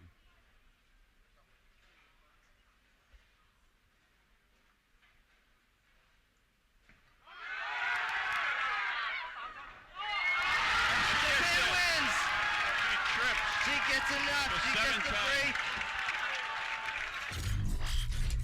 So here we go. Walter Ray Williams Jr. needs a strike to win the Senior Masters. A strike, and he's our winner. And Walter Ray Williams Jr. collapses the bucket and gets the strike, and he's going to win the Senior Masters.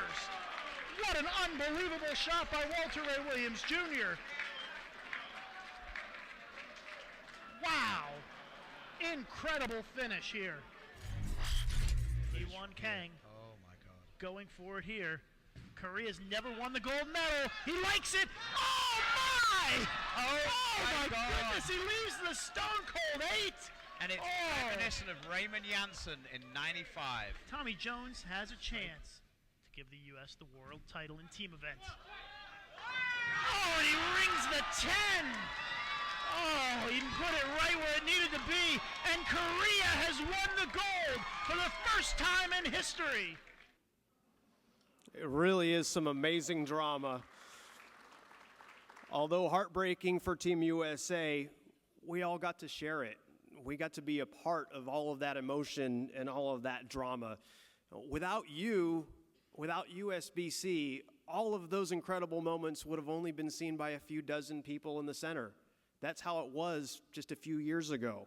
But now it's something that we can experience together and something that we can share with the world, and millions of people can have a chance to enjoy. Bowl.com certainly also continues to be an invaluable resource for all of bowling. According to Google, Bowl.com had more than 300,000 monthly users. And that is really a staggering statistic, and just goes to speak of the incredible resources that are available there through USBC's website. Of course, social media continues to be an important focus for us as well organizationally, Facebook and Twitter being the two most common that many of you are familiar with.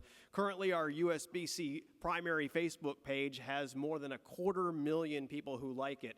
That's a tremendous audience that is hearing our messages and learning about our events and tournaments. We have on our USBC Open and Women's Championship page nearly 7,000 people who are part of that group.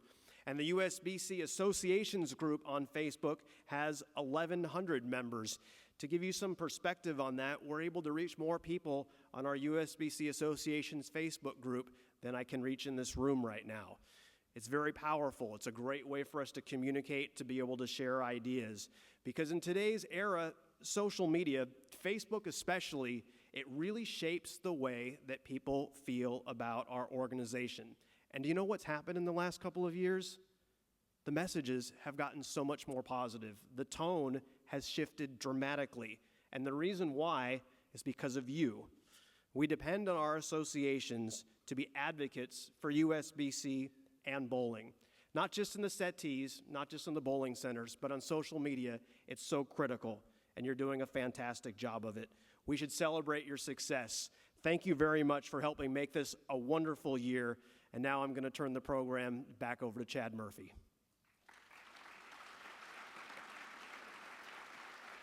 Everything is awesome.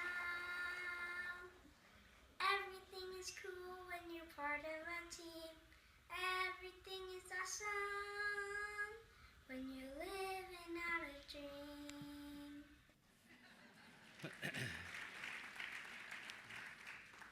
He really is a good-looking man. Man, what a year. Everything has truly been awesome. I'd like to start with a simple thank you to a couple folks. First off, I'd like to thank President Andrew Kane and Vice President Wilkinson for their support. Late night text, early morning calls are pretty much par for the course over the last year, and these two guys always seem to make themselves available to help. Please help me by giving them a round of applause. Thank you, guys.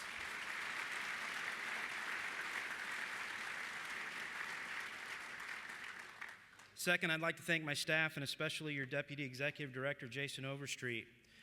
Most of you see and know Jason to be a professional on-air personality and MC. What you don't see is a strong, measured business leader that's key to the long-term success of this organization. Please, a second round of applause for Jason and our entire USBC staff.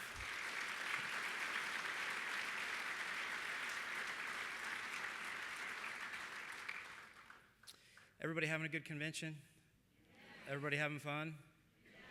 Do me one more favor. Mike Larson and his team have worked extremely hard on this convention. Please also give them a round of applause.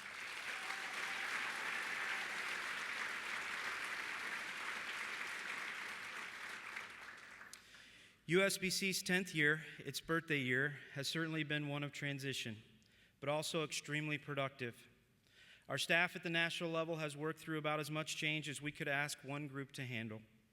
We implemented a comprehensive new business planning process, and with those plans now in place, we are moving towards the future in new ways. Prioritizing the focus of USBC is so critically important. With clear, strong business planning and focus, we will now move forward towards a better USBC that we can all be proud of and a brighter future for the sport. Steve Jobs once said, "Let's go invent tomorrow instead of worrying about what happened yesterday." I love that quote for a lot of reasons, but mostly because portions of our business have been in decline. But, however, that decline of yesterday shouldn't and won't define us today. Our charge moving forward is simple. We're moving towards the future of the sport in positive ways and accomplishing our priority goals in the short term as a piece of that shared vision. I hope you will see a lot of that through the rest of this speech. I'm going to talk about our folks, our products, and our programs. Membership is down again. However, just slightly more than last year at the same time. This is a huge win for the organization. I give a lot of credit to you, the local association, and your role throughout our channel of distribution. Many said removal of awards was a doomsday scenario for USBC. They said that empowering locals to support that program if needed wouldn't work. A year later, here we are, still a strong and healthy organization, down in membership just a fraction more than last year. Is that good? Of course not. But it does say that your USBC is more than just awards. Your support for our organization rings loud and proud throughout the land. A strong national governing body is important to bowling, and you have proved that you are just that. Congratulations. Please give yourselves a round of applause.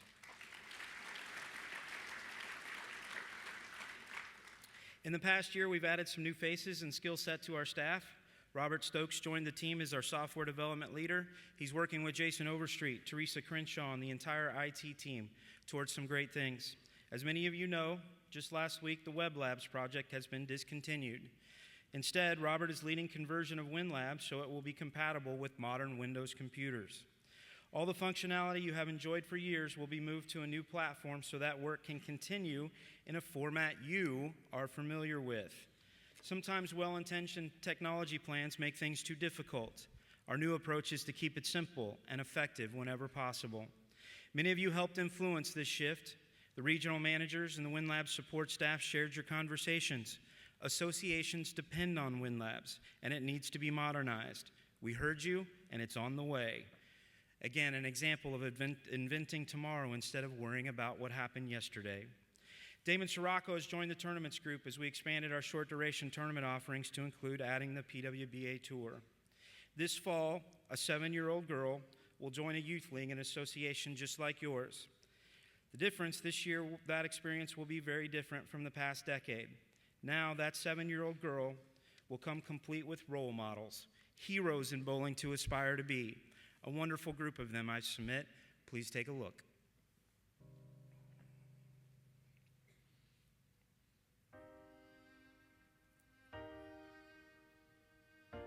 When the tour first folded, my mother was very optimistic about it coming back. She was very optimistic about it coming back. So she's like, stay sharp. Maybe in a year, another sponsor will bring it back and you'll be able to bowl again. It was really crushing when, you get out of college and you're like, that's it. I was in high school when it folded, and I always watched it. I still would watch reruns on YouTube and stuff.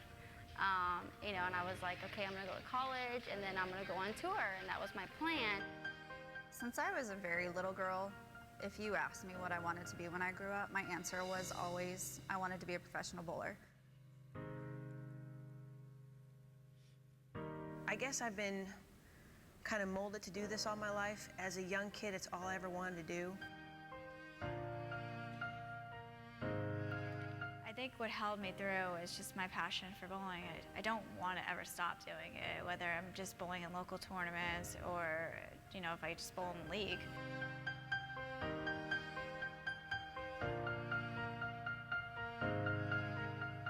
There's so much talent in women's bowling, and to have the opportunity to show that to the rest of the world, the country and the world, is a great opportunity, and I'm very excited about. Having this opportunity to bowl these tournaments gives the rest of the people coming out of college something to look forward to, and hopefully it'll bring back all those competitive bowlers that we kind of lost for the last few years. I think this coming back will give every young athlete a chance to do what they always love. My father always says you have to do what you love. If you do what you love, it's not considered work. So the fact that I'm doing this means I'm not working. I get to live the lifestyle I want, doing what I love, and that's stepping on the lane and rolling a bowling ball down it.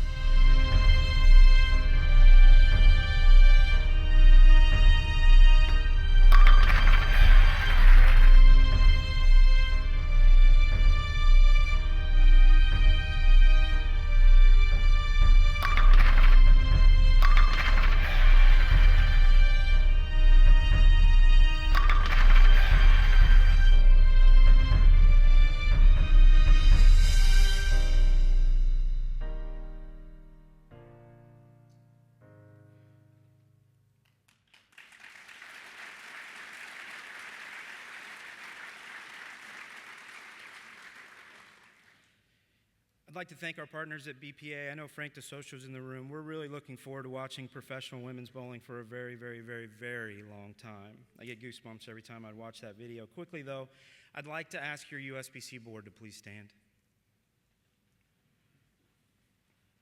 The return of professional women's bowling comes from being able to see a very different future and having the courage to invent tomorrow.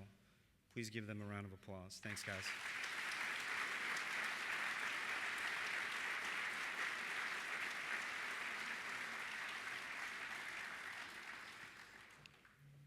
Moving on to championship tournaments, which will continue to be an area of focus for USBC. A significant modification of the agreement with our partners in Reno was approved last year. We owe them a sincere thanks for their support.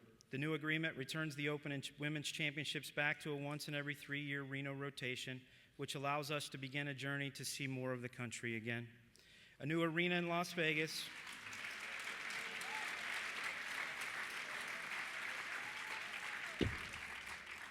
A new arena in Las Vegas has everyone excited. Cities including Syracuse, Baton Rouge, Wichita, and Mobile will host events in the future.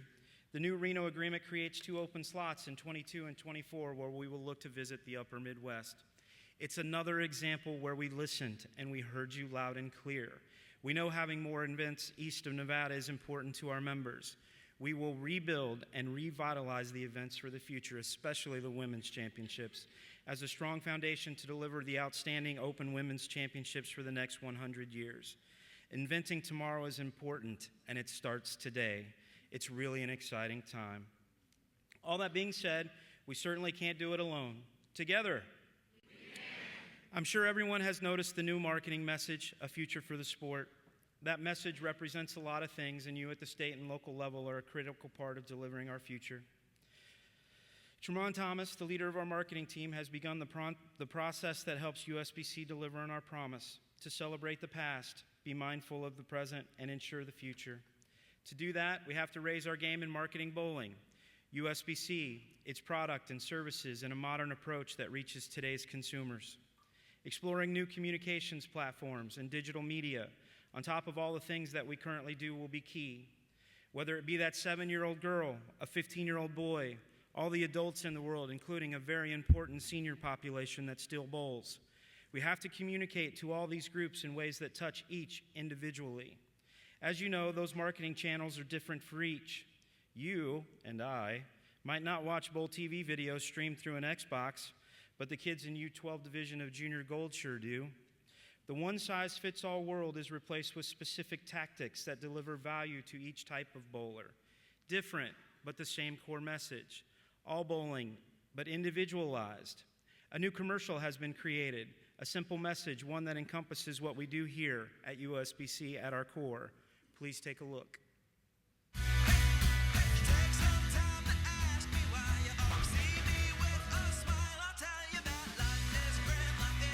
For competitors of all ages, bowling is for life. And USBC is with you every step of the way.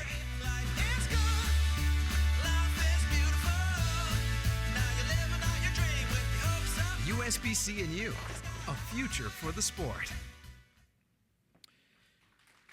Thank you. Thank you. Those of you that know me best will see the ladder of development we've been talking about on the youth side has been captured in that commercial. Youth bowling, leagues, championship tournaments. The message, simple but powerful. Doing all this, though, all of this inventing tomorrow and looking at the future, please know we will never forget to celebrate the successes of our past. Our history gives USBC its soul, which is why every year we come together to honor our Hall of Fame inductees as we did last night. I would again like to recognize Fritzy Ron, Sam Lanto, Gus Yaneris, Liz Johnson, and Larry Lobb on their introductions last night. Please give them a round of applause.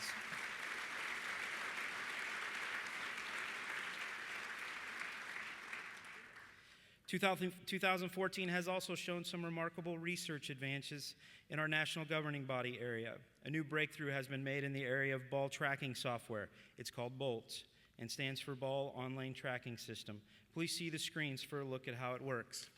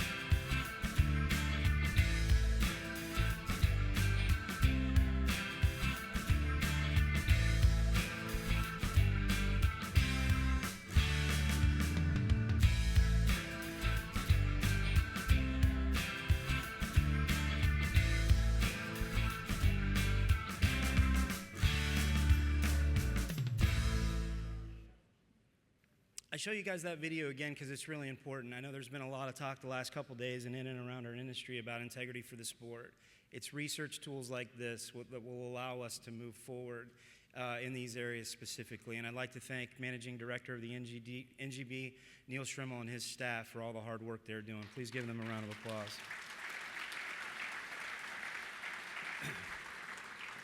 Team USA had another fantastic year at the World Championships in UAE, qualifying for 5 medal rounds, earning 4 silver medals and 1 bronze. Congratulations to our USBC director, Michael Fagan, on winning 4 of those medals, including silver in all events.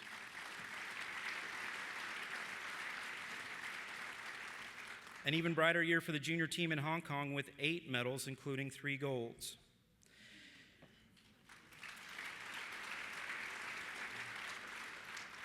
Celebrate the past, be mindful of the present, and ensure bowling's future. Simple, strong, and one that will take all of us working together to deliver.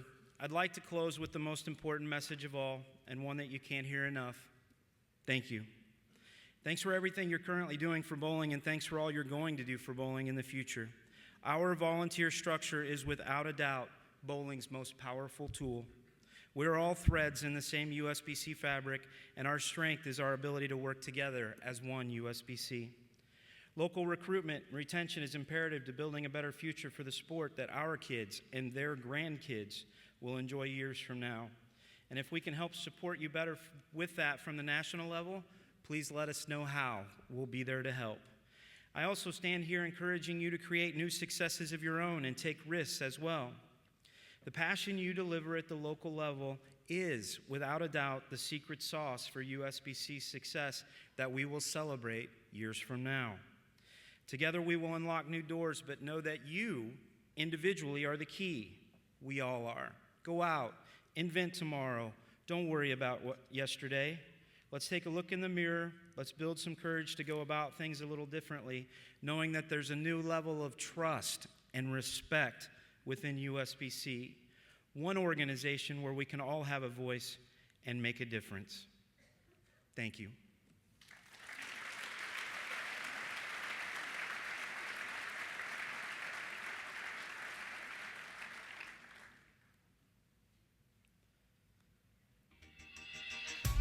Hi everybody, David Prang, USBC Western Regional Manager.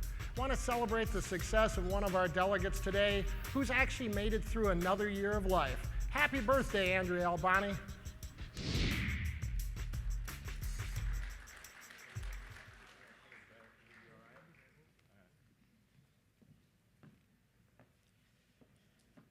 Hi. Happy birthday, USBC. As you all know, USBC is celebrating its 10th birthday at this convention. Some say an anniversary, but others who, like me, that like birthday parties and weddings, say a birthday. Either way, we would like to invite a few folks to the stage that were there when it all started to help us celebrate. First, former Executive Director of WIBC, Roseanne Kuhn.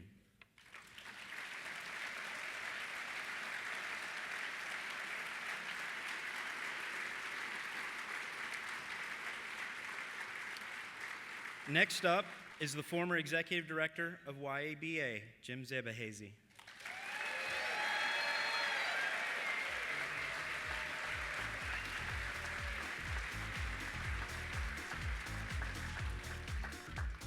Joining Jim and Roseanne will be Kevin Dornberger, who is the former Administrative Director of USA Bowling.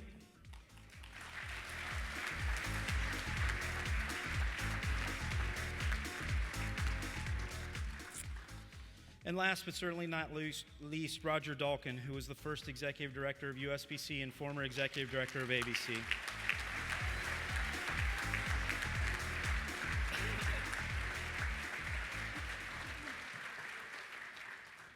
guys want to come out and show them the cake? Hopefully the picture up, hopefully. Some of you will remember this photo from 10 years ago. We're thrilled to have these folks here to recreate it today. It's obviously a 10th birthday cake. And guess what?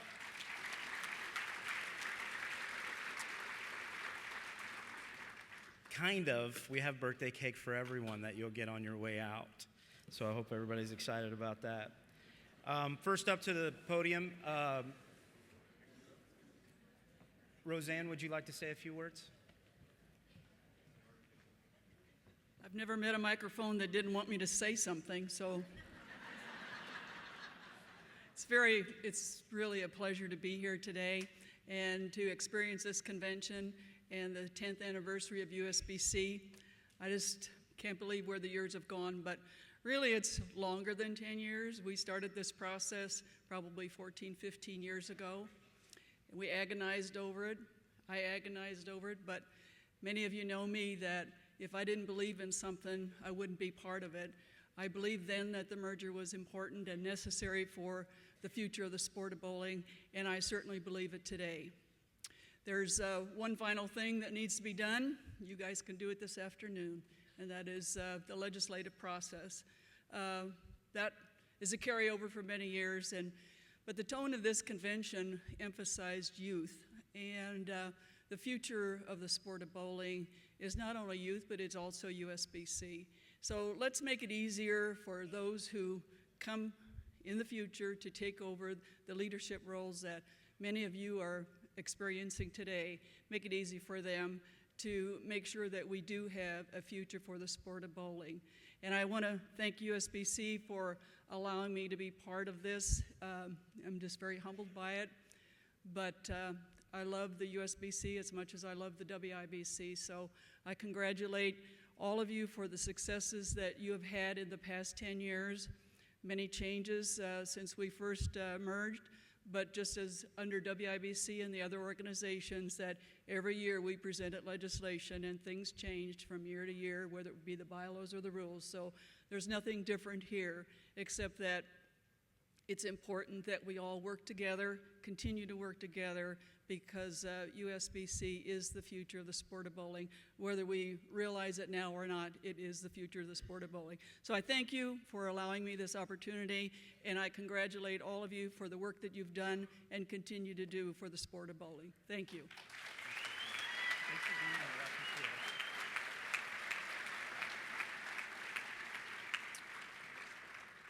Next up, Mr. Dolkin.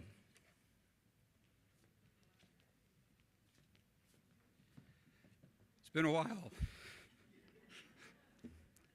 Roseanne pretty much said it all. In my retirement, I've learned to do one thing: read minds. God, I hope he doesn't talk long. So based on that, I just want to thank you for all you do for the sport of bowling. We don't thank you enough. I want to thank Chad and the staff for asking the Forest back, and I look forward to an invitation to the 25th anniversary in 2030. Thank you for everything.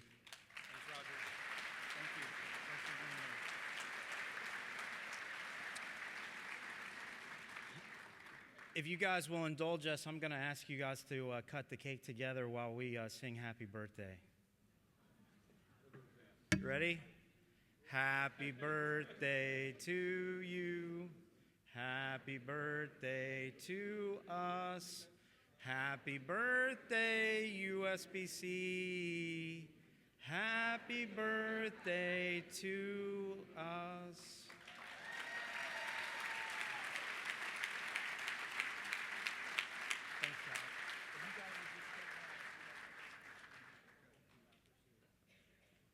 Give these guys I always talk about our heritage and our history. I just love it that they're here.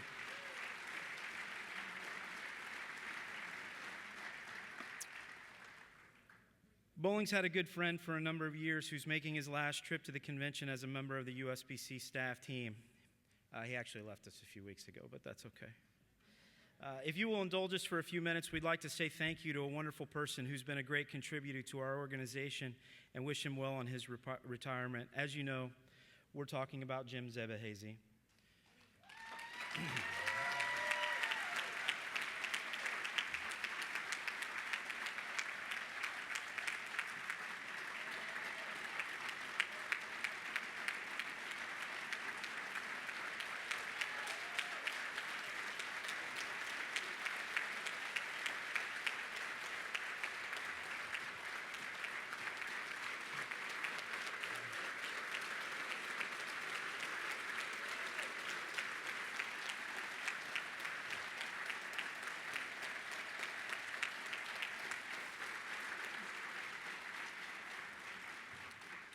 Jim started off his career in bowling working in a pro shop at Airport Lanes in Buffalo, New York.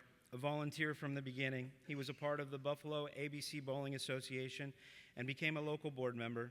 Jim later opened his own pro shop in Lockport, New York, and joined the lane inspection team for the association.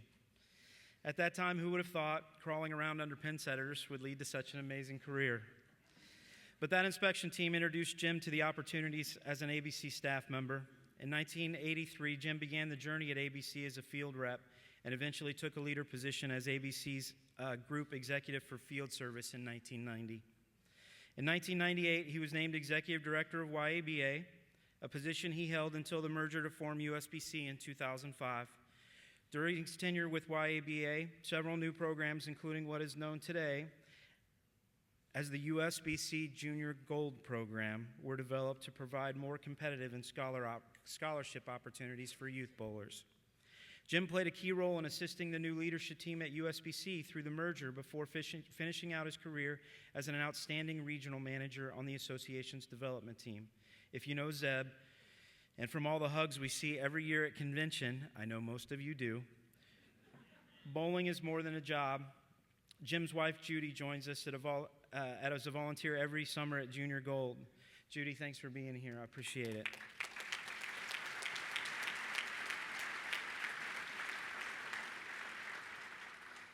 They have 3 children and 3 grandchildren. We hope Jim and Judy will continue to be part of Junior Gold for years to come.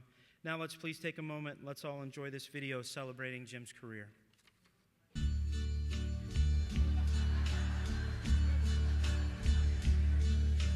And now the end is near, and so I face the final curtain.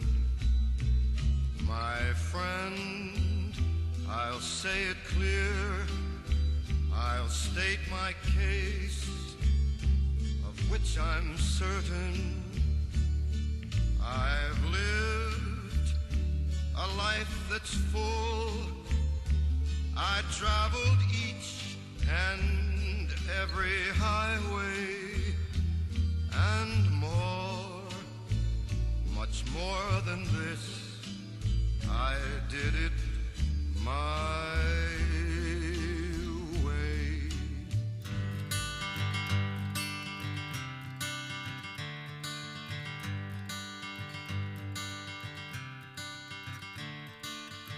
Another turning point, a fork stuck in the road. Time grabs you by the wrist, directs you where to go. So make the best of this test and don't ask why. It's not a question but a lesson learned in time. It's something unpredictable, but in the end is right. I hope you had the time of your life.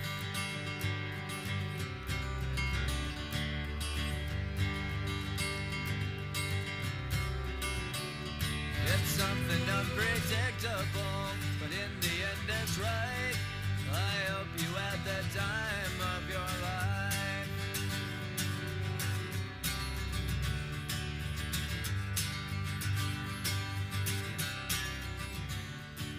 It's something unpredictable, but in the end is right.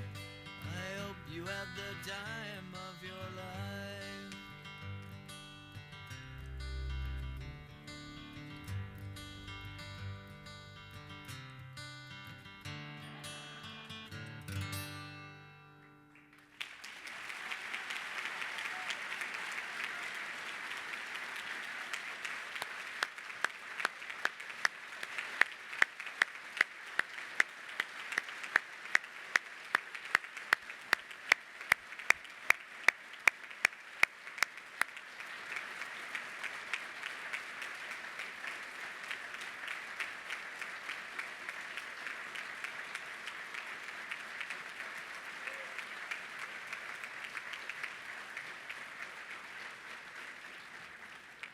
Jim, I'd like to close by saying on behalf of bowling, especially all the kids that you've touched all these years, I'd like to simply thank you for your service.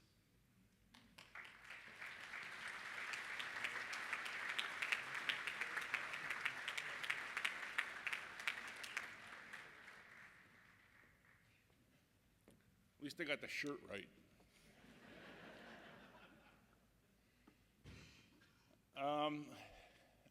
All I can do is, I want to say thanks to my wife.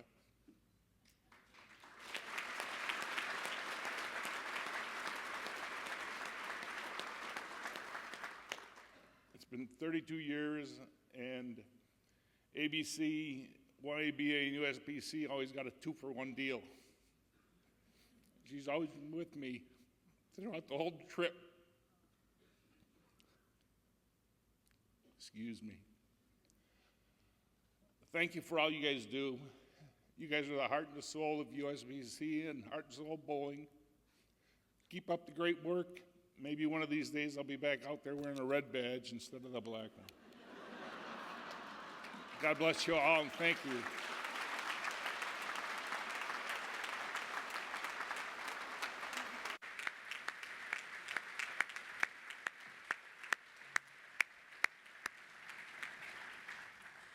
"32 years, just absolutely incredible, just amazing." Before we close the morning, we've got one more thing that we'd like to do. I'd like to invite Marcy Williams, Libby Fletcher, and Anthony Colangelo back to the stage. They've got some winners that they'd like to announce in the BBL raffle, and my guess is that Lowell's not too far away somewhere. And we'll see if we can't pass the hat too. Libby? Thank you. Is it just me, or does he look like the Cowardly Lion? He does. On behalf of the BVL, I would like to thank everyone who participated in our raffle that was at our booth this week, and I'd like to announce the winners. Please go see our Executive Director, Elizabeth Montagna, at the registration area to claim your prize. If you can't take it home with you, we will make sure that it gets shipped.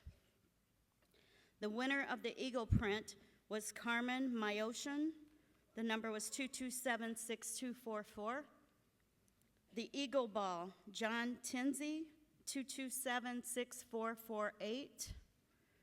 The Storm Bag, Mary Ruth Hunter, 2276080. The 12-pound Johnny Petraglia Ball was David F., which we have learned is David Fields, 2276273. The Afghan, Don Meyer, 2276123. And the 14-pound Johnny Petraglia Ball goes to Charla Green, 2276108. Thank you all very much for your support of BVL. God bless you, and God bless the United States of America.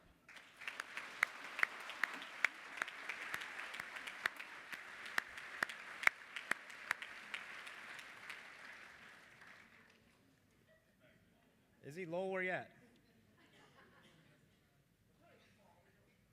Come on, man. Bring you in that thing you do out here, will you? There's Lowell in his pink tutu.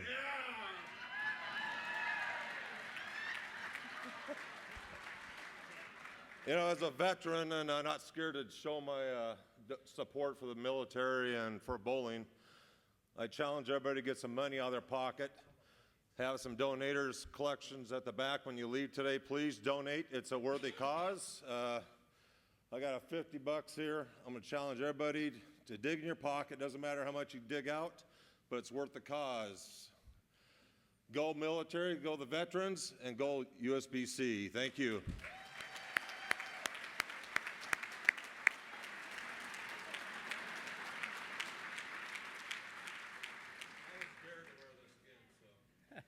He said he was dared to wear that again. For some folks who'll be moving around, if you'd like to make a donation to BVL, we certainly encourage that. Before we begin the legislative session, we're going to take a lunch break. We'll resume again about 1:30 p.m. sharp. One thing this is going to seem a little odd, but as you're walking out, please take a piece of birthday cake in the form of a cupcake to celebrate your birthday. We'll see you at 1:30. Thank you.